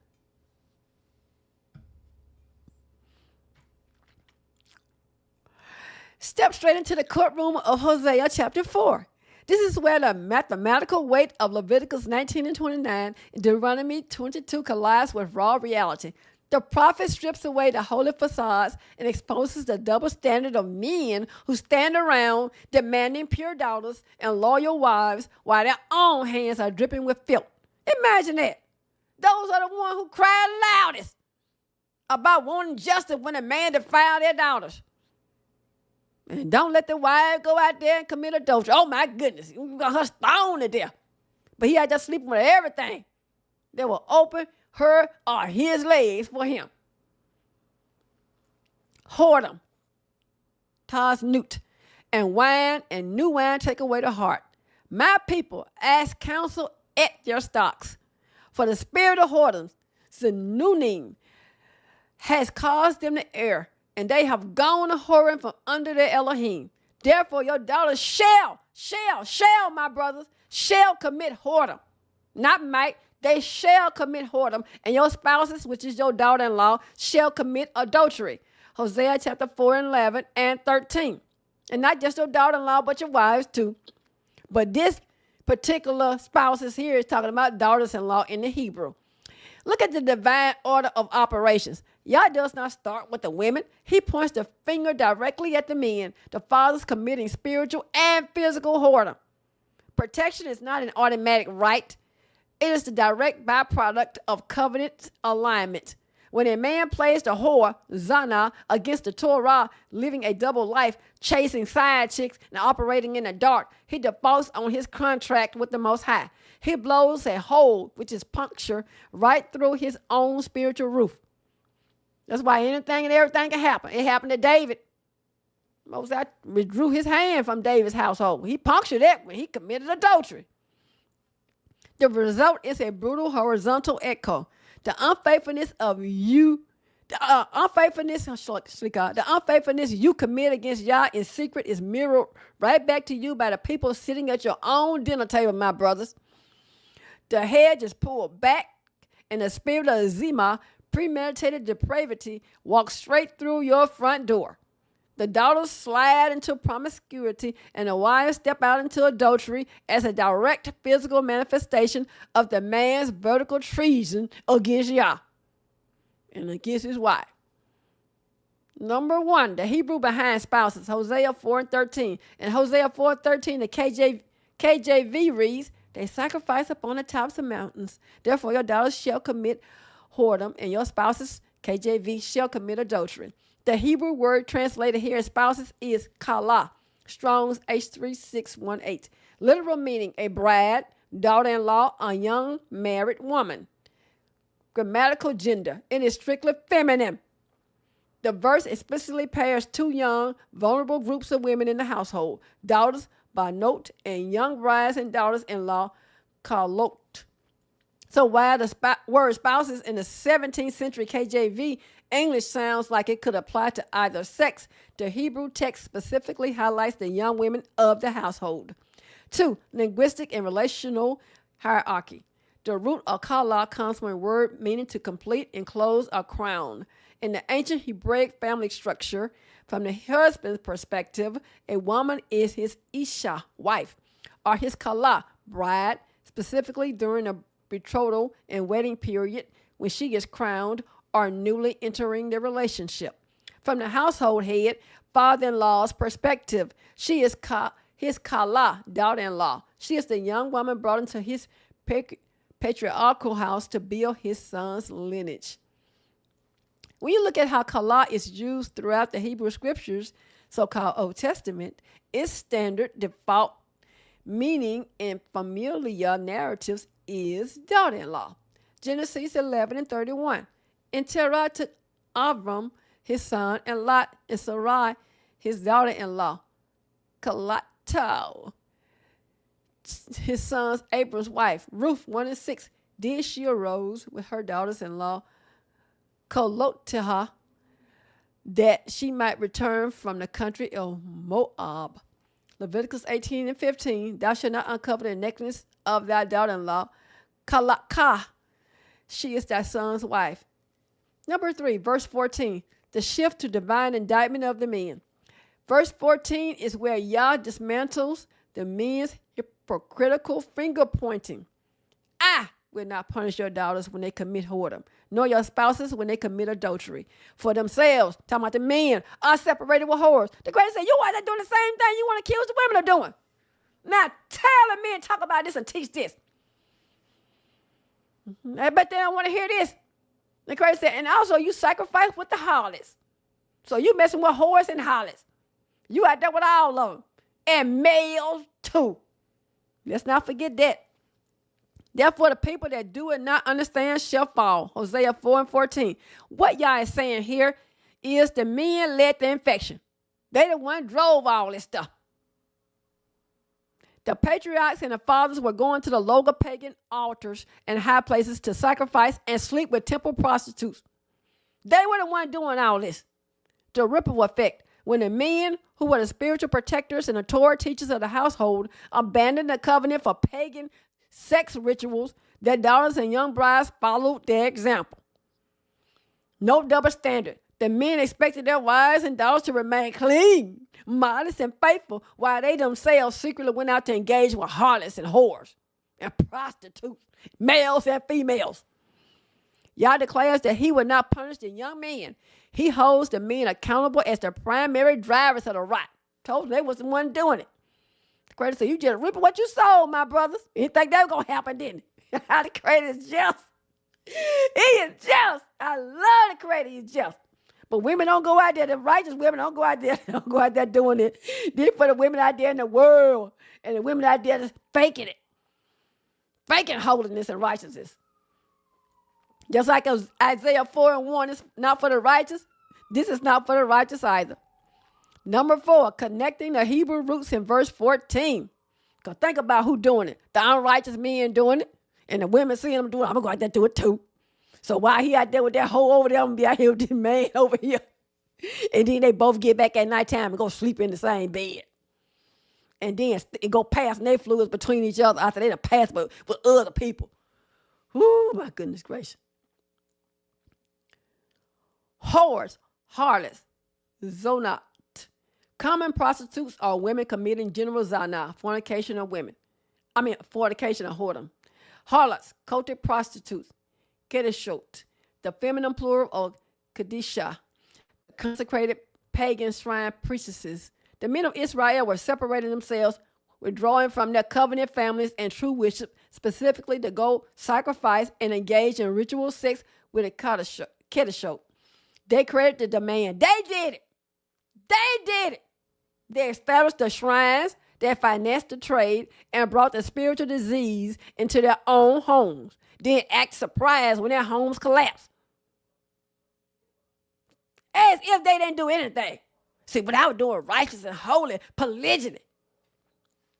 Number 5, the senior wives were already in the middle of it. So when the text singled out the daughters benot and the young brides and daughters-in-law kalot, it isn't excluding the older primary wives, the nashim. It's understood that the senior wives were the mothers of these daughters and the mothers-in-law of these brides. So when the patriarchs abandoned Torah to go sacrifice with temple harlots, the kedishot, the marriage covenant with their primary wives was already broken. The whole marriage bed was defiled, and they knew it. So these women said, okay, then I'm going to do it too. Section 7, the curse of the heavenly court, Hosea 4:14. Verse 14 drops the ultimate hammer on hypocritical patriarchy. Look at what happens when these same men run to the gates demanding blood for their unfaithful women. The creator said, will not punish your daughters when they commit whoredom, nor your spouses when they commit adultery. For themselves are separated with whores, and they sacrifice with harlots. Therefore the people that do it not understand shall fall. In ancient biblical society, a man's ego, status, and legacy rested on the absolute fidelity of his wife and the unblemished purity of his daughters. That's why some of these heirs be killing their daughters, stoning them to death when they find out they didn't have sex. That's why they don't want them to be Americanized. Their ego and their status and their legacy, it rests on the absolute fidelity of their wife and the unblemished purity of their daughters. So these men were doing the same thing. So the Most High, the moment a woman stepped out, the men would scream for the elders to execute the full penalty of the law. She stepped out on her husband. The crazy, oh, no. Y'all steps off the bench, looks the hypocrites in the eye, and throws their case completely out of court. He grants the woman judicial immunity from the physical stripe because the men poisoned the well in the first place. So all y'all did hoe hopping, huh? He tells them, you want me to execute judgments on behalf of your daughters? You want me to curse your wives for adultery under Leviticus 18 and 20? Case dismissed. You are running to the zoonote, the transactional whores in secret, spending your strength with the Kedishot, the pagan shrine harlots, and running around making whores out of other men's daughters, but you want justice for you and your daughter. It ain't going to happen. Since you chose the lifestyle of a whore, I will let your household dissolve into whoredom right in front of your face. And that's justice.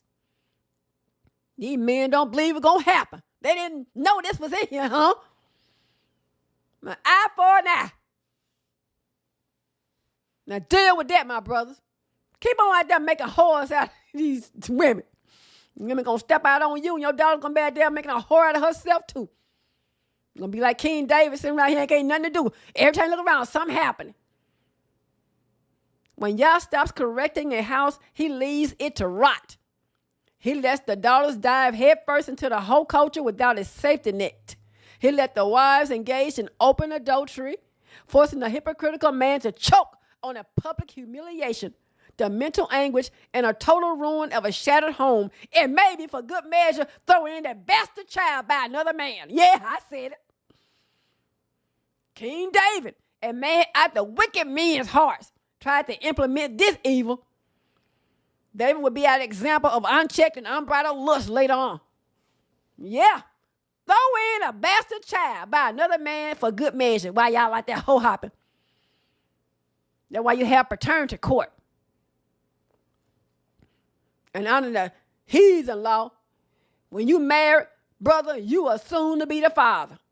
They don't like to take no woman to court, that's your wife, and try to establish paternity because it's already assumed. You have a higher price to pay. And then the guy be just like David, trying to get you to take care of his child while he's sitting here laughing. And then when the woman get angry, she throw it up in your face. Ain't your child anyway. Or if the child gets sick from some kind of medical issue, then you find out when you do a blood test, that's not your seed. You got a bastard in your lineage. How about that, my brothers? Got a bastard in your lineage. David tried to do it. Y'all love King David? We're looking for the dragon David. You're going to say, oh my goodness, I didn't see David like that. Segment 8, the Deuteronomy 17 to 17 root of David's collapse. King David stands as a textbook example of a high-handed spiritual treason, not only against Yah, but against his covenant wife Michal, whom he used as a political pawn, abandoned, and stripped of her dignity. When a leader spurns the righteous law and order of the Creator, divine judgment does not always arrive with instant thunder. Often, Yah simply ceases to correct the house and leave it to rot from the inside out.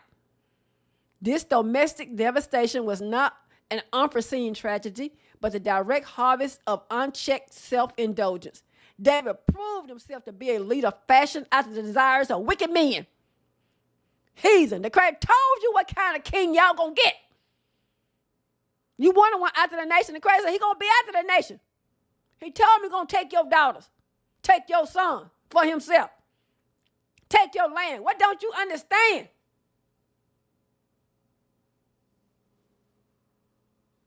David proved himself to be a leader fashioned after the desires of wicked men, after the heathens, refusing to govern his own flesh long before his kingdom fractured.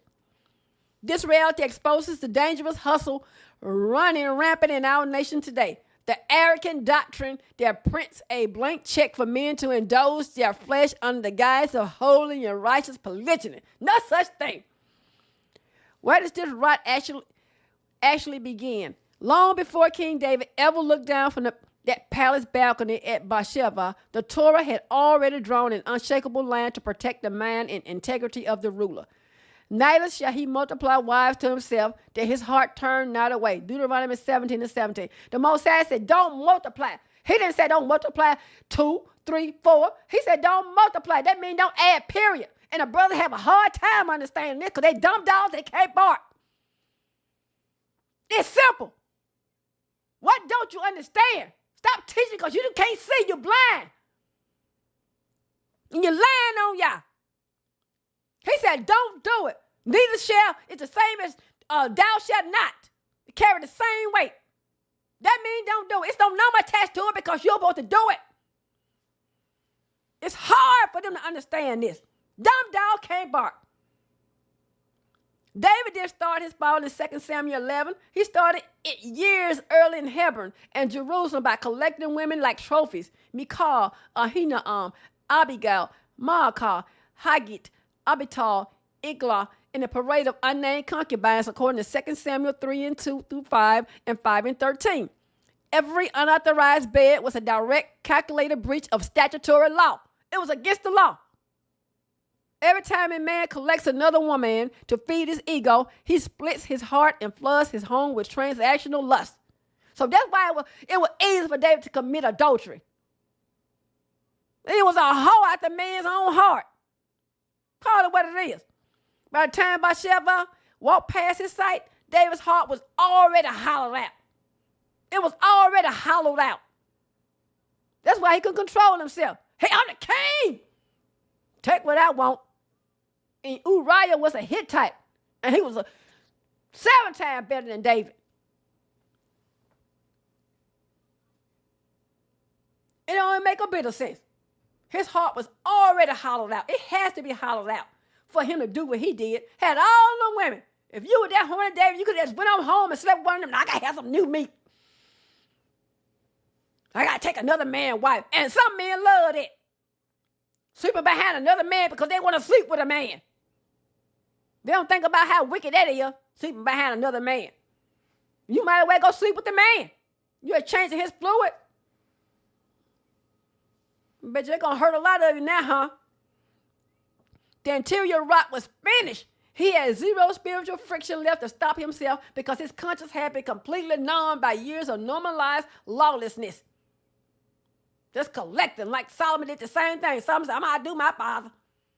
So all what happened to David. And he still said, I'm going to go on that path too. Stupid. A wise fool. Crossing the line into Leviticus 18 and 20. Lying carnally with his neighbor's wife was easy because he was already living in open defiance of Deuteronomy 17 and 17. David lived in Whoredom. There was nothing righteous about David and Solomon's lifestyle. And stop saying it. You're lying on y'all. Y'all condemned it while men tried to promote it. Section 9. The palace verdict and the piercing of Tamar. The stages of the architectural fallout. Stage 1, interior rot. Multiplying wives. It's supposed to be quotation in direct violation of Deuteronomy 17 to 17. Stage 2, cognitive drift. The heart gradually turns away from its undivided devotion to Yah. Stage 3, the high-handed crime. The conscience is so hollowed out that Leviticus 18 and 20, which talks about adultery, is easily breached. That's why David easily did that. Unbridled lust. I told you about sisters earlier. It's not your fault. They can't control her. All the women there. He won't take one. This man only had one, and he was satisfied with that. And David said, I got to go defile that one. And then on top of that, he go raw dog and go get her pregnant. Boy, y'all just don't know. I'm going to drag David. When I do the next lesson, I'm going to drag him. Because I'm going to talk about the palace examination. Everybody want to lift him up. Raw dog into another man's wife. Then got her pregnant, then had the man murdered.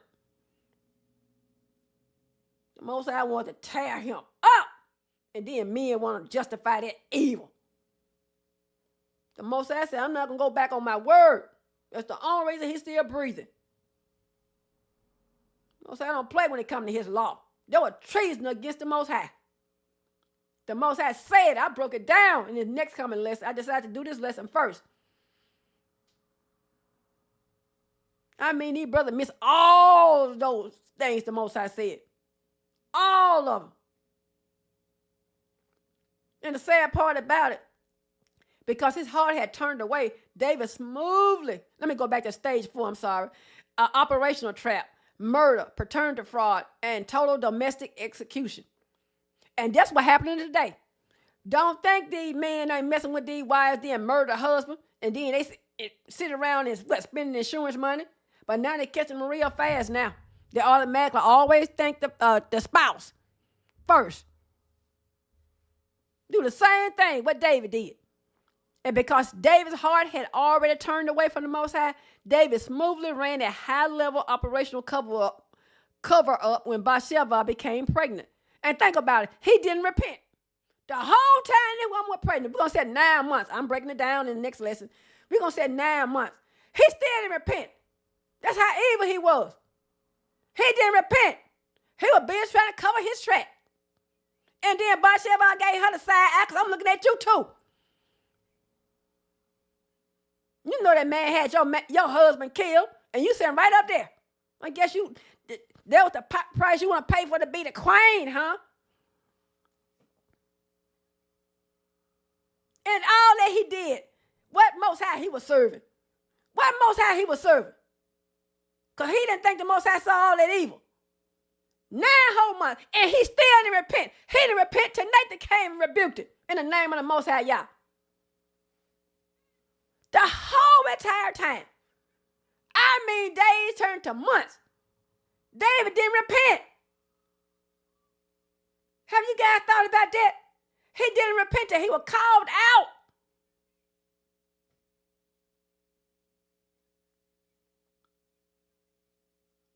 Evil. Lawlessness. And then people want to promote that nonsense. That's what being a hoe turns to. I guess it gets so good, I just got to have it. I mean, go, and you don't even know what's going to happen because you raw dog and then a woman. And then a baby, you got a bastard child. And the Most High had to get rid of that bastard child in order for them to win the war. Have you guys ever put that 2 and 2 together? This in the lesson. I dig deep, my brothers, my sisters. There's no surface level teaching over here. I roll with the Most High. This stuff is serious. I mean, I don't understand this. They promoting all this nonsense. Show it for what it is. Shine the light on this evil and wickedness. He didn't repent at all. Instead, he called Uriah from the front lines under the guise of getting a war update. Looking this man in the eye, knowing he just raw dogged his wife. I mean, how evil can you be? Talking to the man. Some brothers doing the same thing with your wife, my brother. I mean, look the man in the eye. No remorse. I would have had somebody else to do that. I couldn't do it. I wouldn't do it, but I'm just saying, metaphorically speaking. I'm going to talk to the man. But his true operational objective was to force Uriah into his wife's bed to manipulate the biological timeline. And at the same time, that was wickedness. You're supposed to go behind another man after the man defiled your wife. That caused the land to sin. So David trying to do all this evil to cover himself. He had a man killed like the man didn't deserve to live in order to cover his tracks. If he had to control his unbridled lust, he had all the women there and still wasn't satisfied because he was lusting. He was a hoe.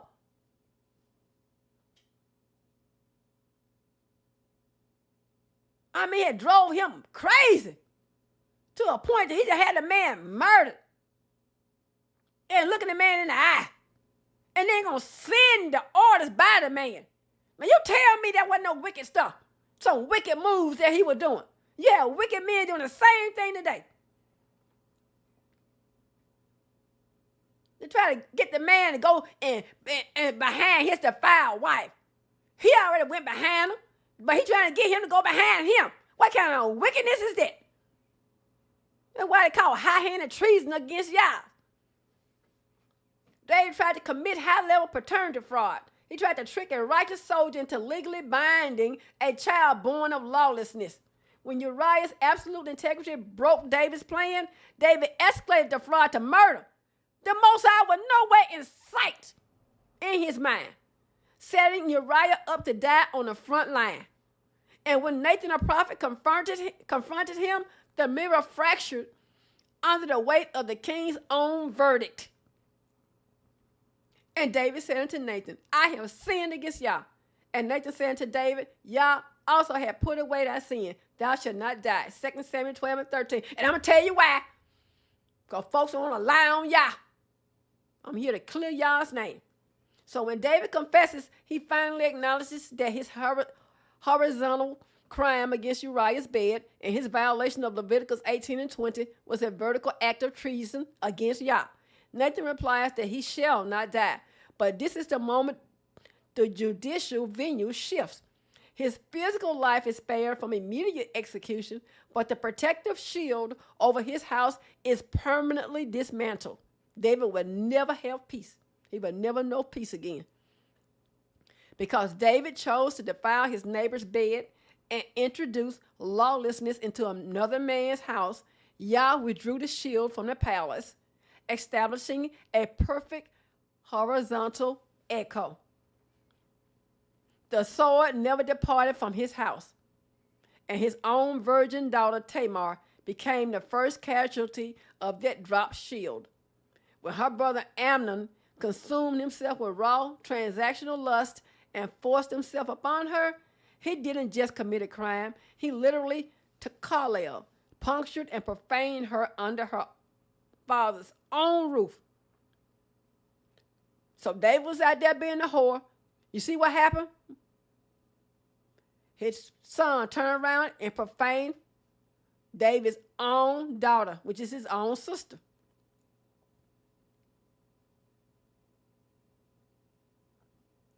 Tamar entered that room as a set-apart princess wearing the distinct garment of a king's virgin daughter, but she was carried out, hollowed out, and pierced. Because David's vertical alignment was broken, his paternal authority was completely paralyzed. 2 Samuel 13 and 21 notes that though David was very wroth, he did not punish Amnon. He didn't do nothing. He has lost the legal standing to enforce the Torah in his own home because he himself was knee-deep in whoredom and adultery. Tamar was forced to put ashes on her head and live desolate. 2 Samuel 13, verses 19 and 20. The father's door, which should have been her absolute security, became a monument of her ruin. Many brothers ask today, why didn't Yah remove David from the throne like he removed Saul? They use this to argue that Yah approved of that behavior. It's a lie. They lack structural understanding. So let's set this matter in order on behalf of Yah. Yah didn't refrain because David's lifestyle was holy. Like brothers think, it's holy polygyny. He refrained because he was legally bound by the unconditional dynastic covenant of 2 Samuel 7, verses 14 through 16, my brothers and sisters. And it reads, if he commit iniquity, I will chasten him with a rod of men, but my mercy shall not depart away from him, as I took it from Saul. So the Creator already gave his word. He said, I'm not going to get rid of the next king, which is King David, like I did Saul. He said, my mercy shall not depart away from him, as I took it from Saul. And thine house and thy kingdom shall be established for what? Forever. That's why David wasn't killed. Forever before thee. If David was killed, guess what?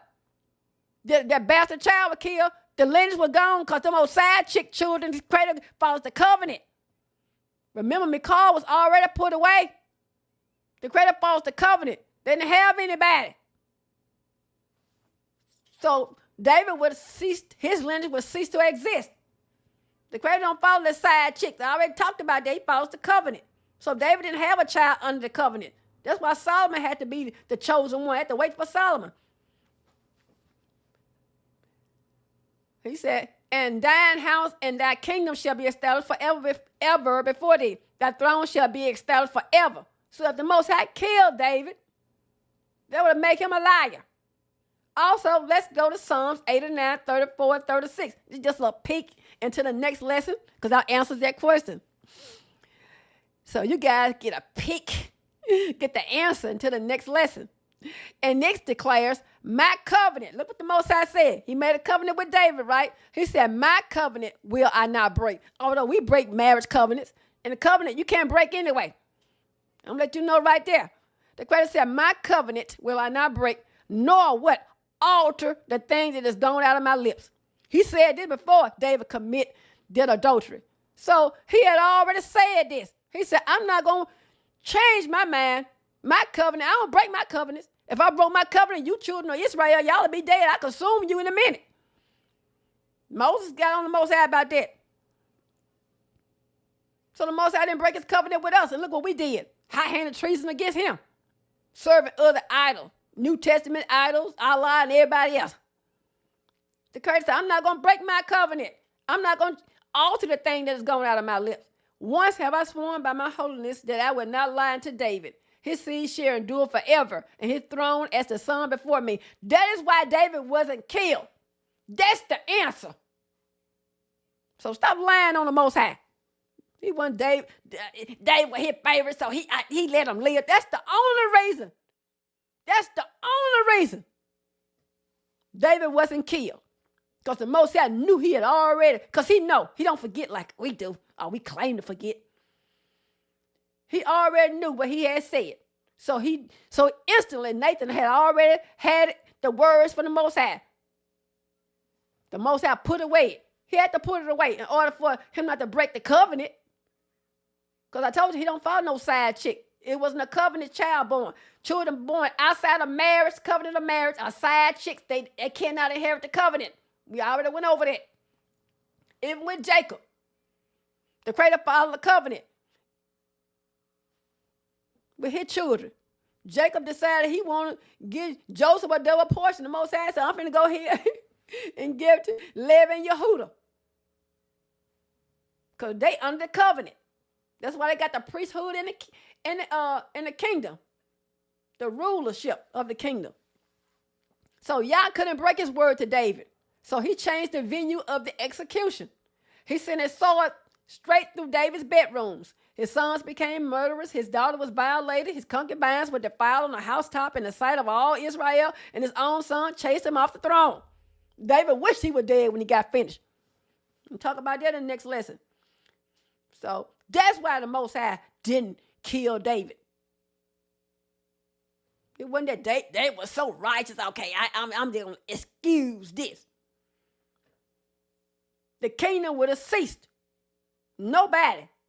The side chick. The sword was already taking the side chick children.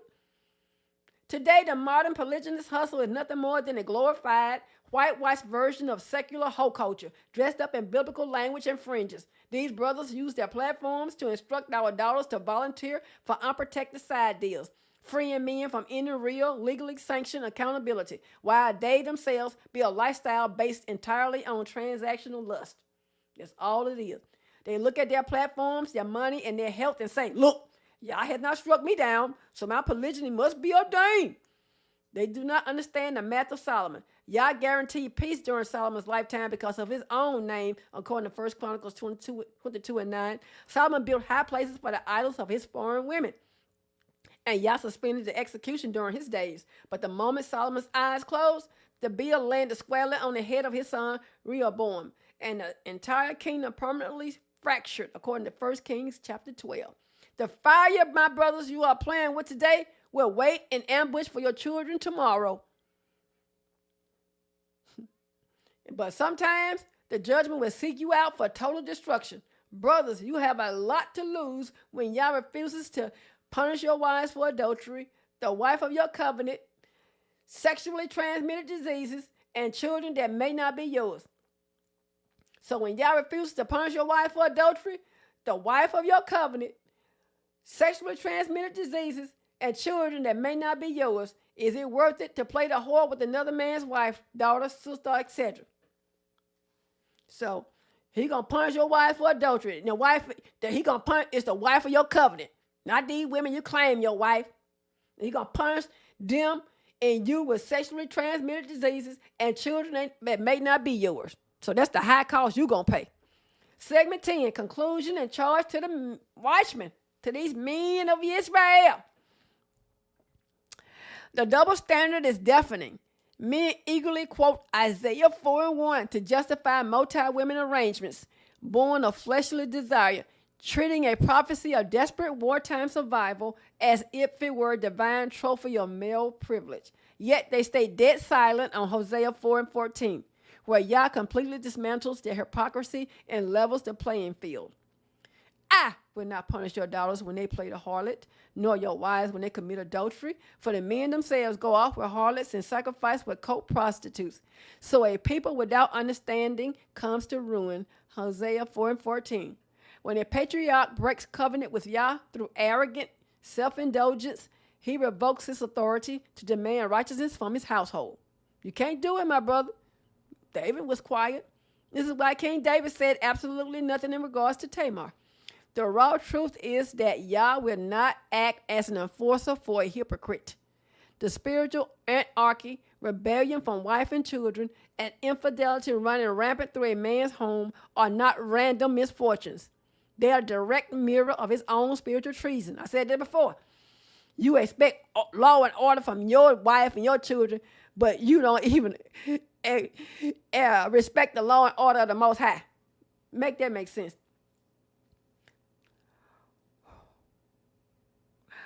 The sins of the father do not remain hidden.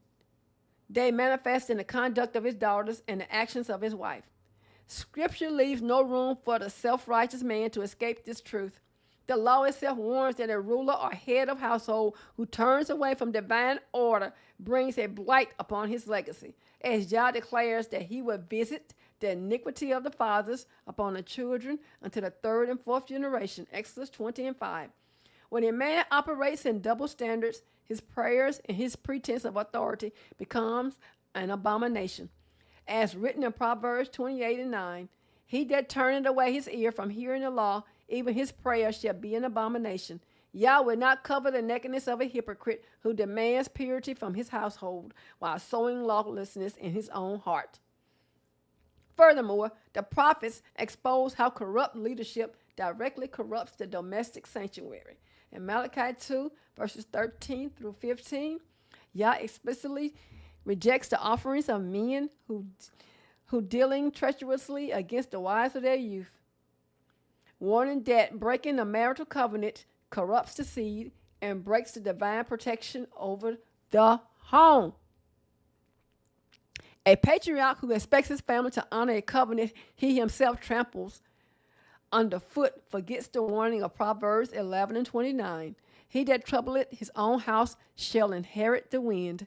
The destruction, dishonor, and rebellion that manifest under his roof are not an unexpected tragedy. They are the righteous judgment of Yah, allowing a man to eat the bitter fruit of his own hands. By removing his divine protection, Yah forces the proud man to reap exactly what he sowed, drinking the bitter cup of public disgrace, domestic ruin, and total mental anguish. You cannot sow lawlessness in secret and expect to harvest order in your home. Yah sets the playing field completely equal. A house led by a man who serves his own desires rather than the Creator will inevitably rot from the foundation down. Ms. Parker, the book of Jeremiah asks a penetrating question that we must answer tonight. Will you steal, murder, and commit adultery and swear falsely and come and stand before me in this house, which is called by my name, and say, we are delivered to do all these abominations? Is this house becoming a den of robbers in your eyes? Jeremiah chapter 7, verses 9 through 11. You cannot turn the set-apart nation of Israel into a den of physical and spiritual whoredom. You cannot break your vows with impunity, exploit the daughters of Zion, run Davidic cover-ups, and then stand before the community pretending you are delivered to satisfy the flesh through holy and righteous polygyny. You can't do it, my brothers. Israel remained completely, go check this out, Israel remained completely stalled and paralyzed on the battlefield at Rabbah until the palace of the king was thoroughly purged of the abomination, which is the bastard child. And then after that bastard child was killed by the Most High, the victory over our external enemies is legally dependent on the extraction of the lawlessness inside our own houses, and we don't even know it. But yeah, go check that out. They couldn't win that war. And when that bastard child, the abomination was there, and it was destroyed by the Most High, then they had victory. Tear down the counterfeit structures, dissolve the illicit side deals, stop calling a whore's lifestyle Torah, turn back to the standard of set-apart modesty, master your lusts, and clear the tents. Clean the palace, and watch how fast the protection and the victories return to the camp of Israel. It's Shalom Aleichem, Miss Parker. That's how to contact me. Email is 12triumphstrong@gmail.com. My website is https://morah-bathsheva.blogspot.com / Toda Reba. And I will be right back. I'm going to do this right quick.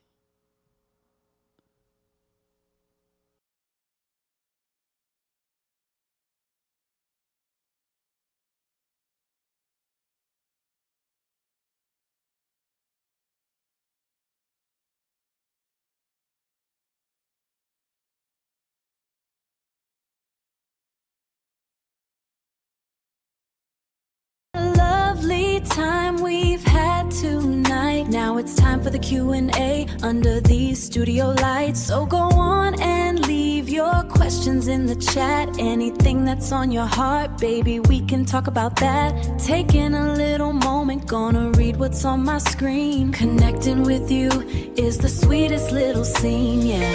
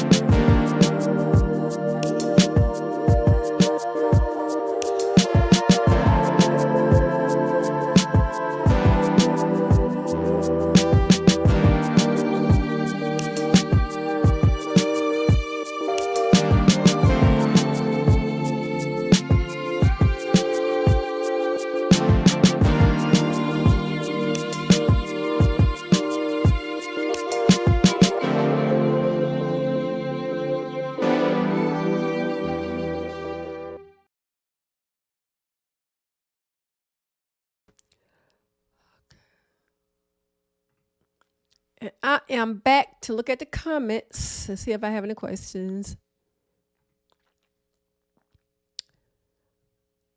Okay, yes. Shalom, Miss Parker. Peace and blessings. Cole Yisrael from Everyday Unbox. Shalom, shalom, Everyday Unbox. God of the Hebrews. Shalom alaikum, Miss Parker. Shalom alaikum, God of the Hebrews. Also, I said shalom, Kodesh Quadashim, peace and blessings, Cole Yisrael. Also, from Jonathan Evans, shalom, Morah, Bathshevah, and online family with much love. I give all praises, the highest honor, and the greatest glory to the true and living Elohim who stands alone. I see you have returned, yes. I finished moving, praise Yah. But I didn't rest. I was still on my blog post, posting every day. I was holding it down over there. I got kind of happy over there. And I said, let me get on back over here and start teaching. But every time I got ready to teach, something always happened. So I had to reschedule. All of y'all's people said, praise Yah, Koti. Praise Yah. Thank you, all of y'all's people, for joining and commenting. Said, praise the mighty Yah, Koti, Torah for bringing a great lesson. Torah for the kind comments, all of y'all's people. I said, shalom, Jonathan Evans, peace and blessings. Torah for constantly supporting this broadcast. Also, shalom, all of y'all's people. Torah for joining the broadcast. Many blessings to you. And also, Torah for the kind comment. Do you have a YouTube? All of y'all's people, if you're still here. I said, shalom, and Everyday Unbox. Torah for your support. I don't have any questions. So I hope I did a great job in explaining myself. So if I don't have any questions, and that's all the comments, I get ready to close out unless someone has some questions. Get ready to close out. No questions?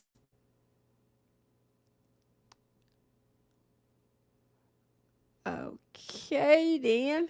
Get ready to close out. Hope you guys have a great upcoming Holy Shabbat day. And I am out of here. Peace and blessings.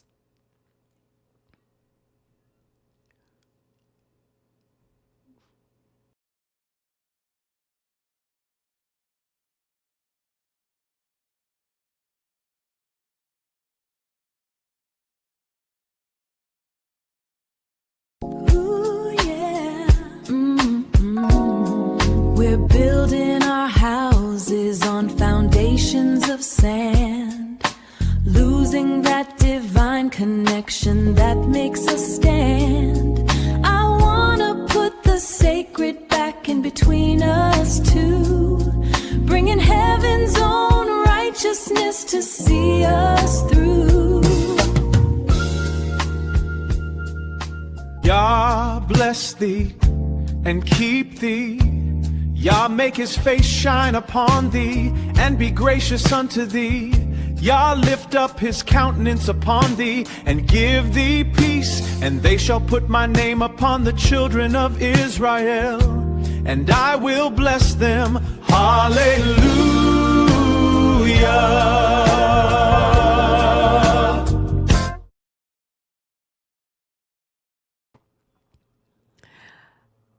Hallelujah.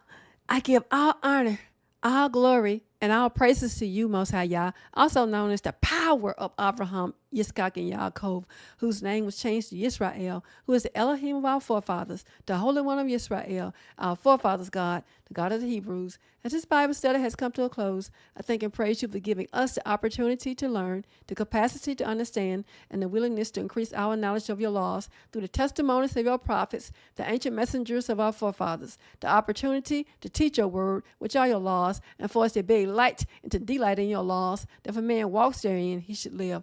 I pray that you protect us, guide us, and strengthen us with all the necessary tools to encounter our trials and tribulations each day.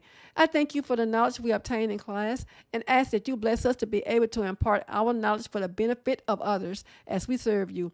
Help us to be prepared for the challenges we face each day, to be open to giving of oneself, to further your service, to be responsible in all we do, to be accepting of our differences, to be kind in our thoughts and words, to be aware of our talents that can be used to glorify you in righteousness, and to help us to be the best possible version of ourselves. Also, thank you for all those who are in attendance in class today. Everyday boxed. All of y'all's people, Jonathan Evans, and all of those unseen faces, and all of those who will see this lesson in the future, who came ready to learn, and those who will see this message in the future also. You who has imparted me with this knowledge to bring forth unto them, I pray that you continuously bless me with the skills, wisdom, knowledge, and understanding of your word, which is needed to teach this Bible study class, and that you bless of all of us, and that you bless all of us. I'll start over. Also, thank you for all those who are in attendance. Everyday Unbox, Jonathan Evans, all of y'all's people, as well as those who will see this lesson in the future, and also those who remain a number on the screen, who came ready to learn. You who has imparted me with this knowledge to bring forth unto them, I pray that you continuously bless me with the skills, wisdom, knowledge, and understanding of your word, which is just needed to teach this Bible study class. That you bless all of us exponentially for setting aside time each week to study your holy scriptures.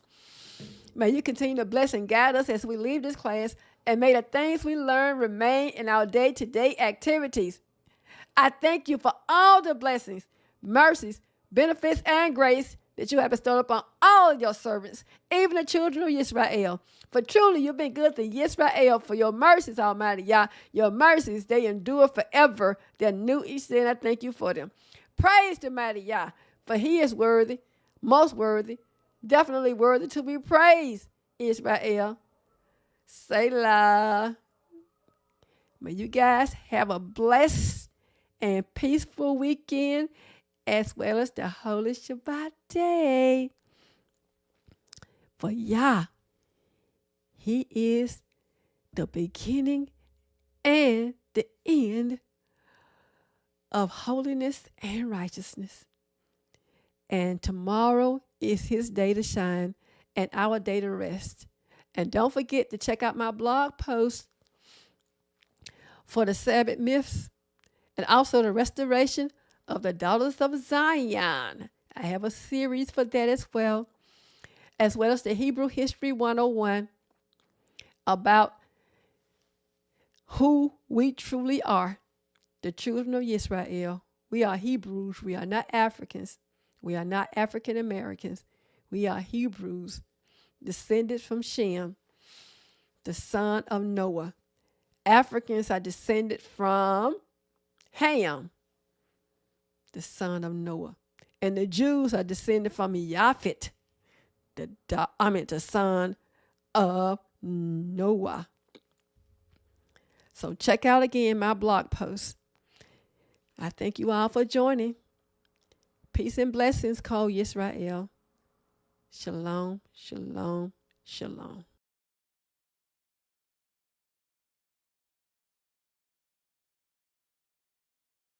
Oh, yeah. Well, the clock on the wall says our time is through, but the spirit in this room feels brand new. So thank you all for joining our Bible study class. May the lessons we learn together truly last. Oh, they'll last, yeah. Putting God Back into Our Relationships, weekly Bible study series with Morah Bathsheva, on Thursdays at 8 p.m. Central Standard Time. The first week, The Law and the Testimony, the Relationship series. The second week, Learn Not the Ways of the Nations. The third week, Jewels of Wisdom, The Blind Leading the Blind, The Leaders Cause the People to Err series. And the fourth week, Jewels of Wisdom, Remix 2.0, Bible study in 42 minutes or less.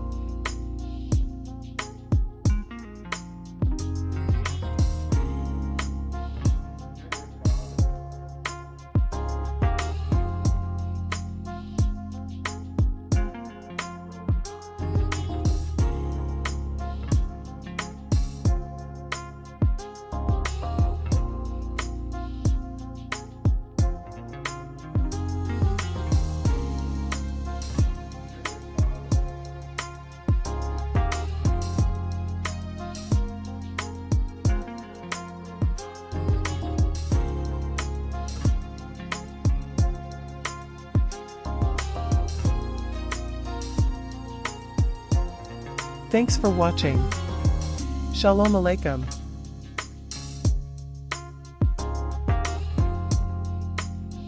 This has been a 12 Tribes Strong presentation.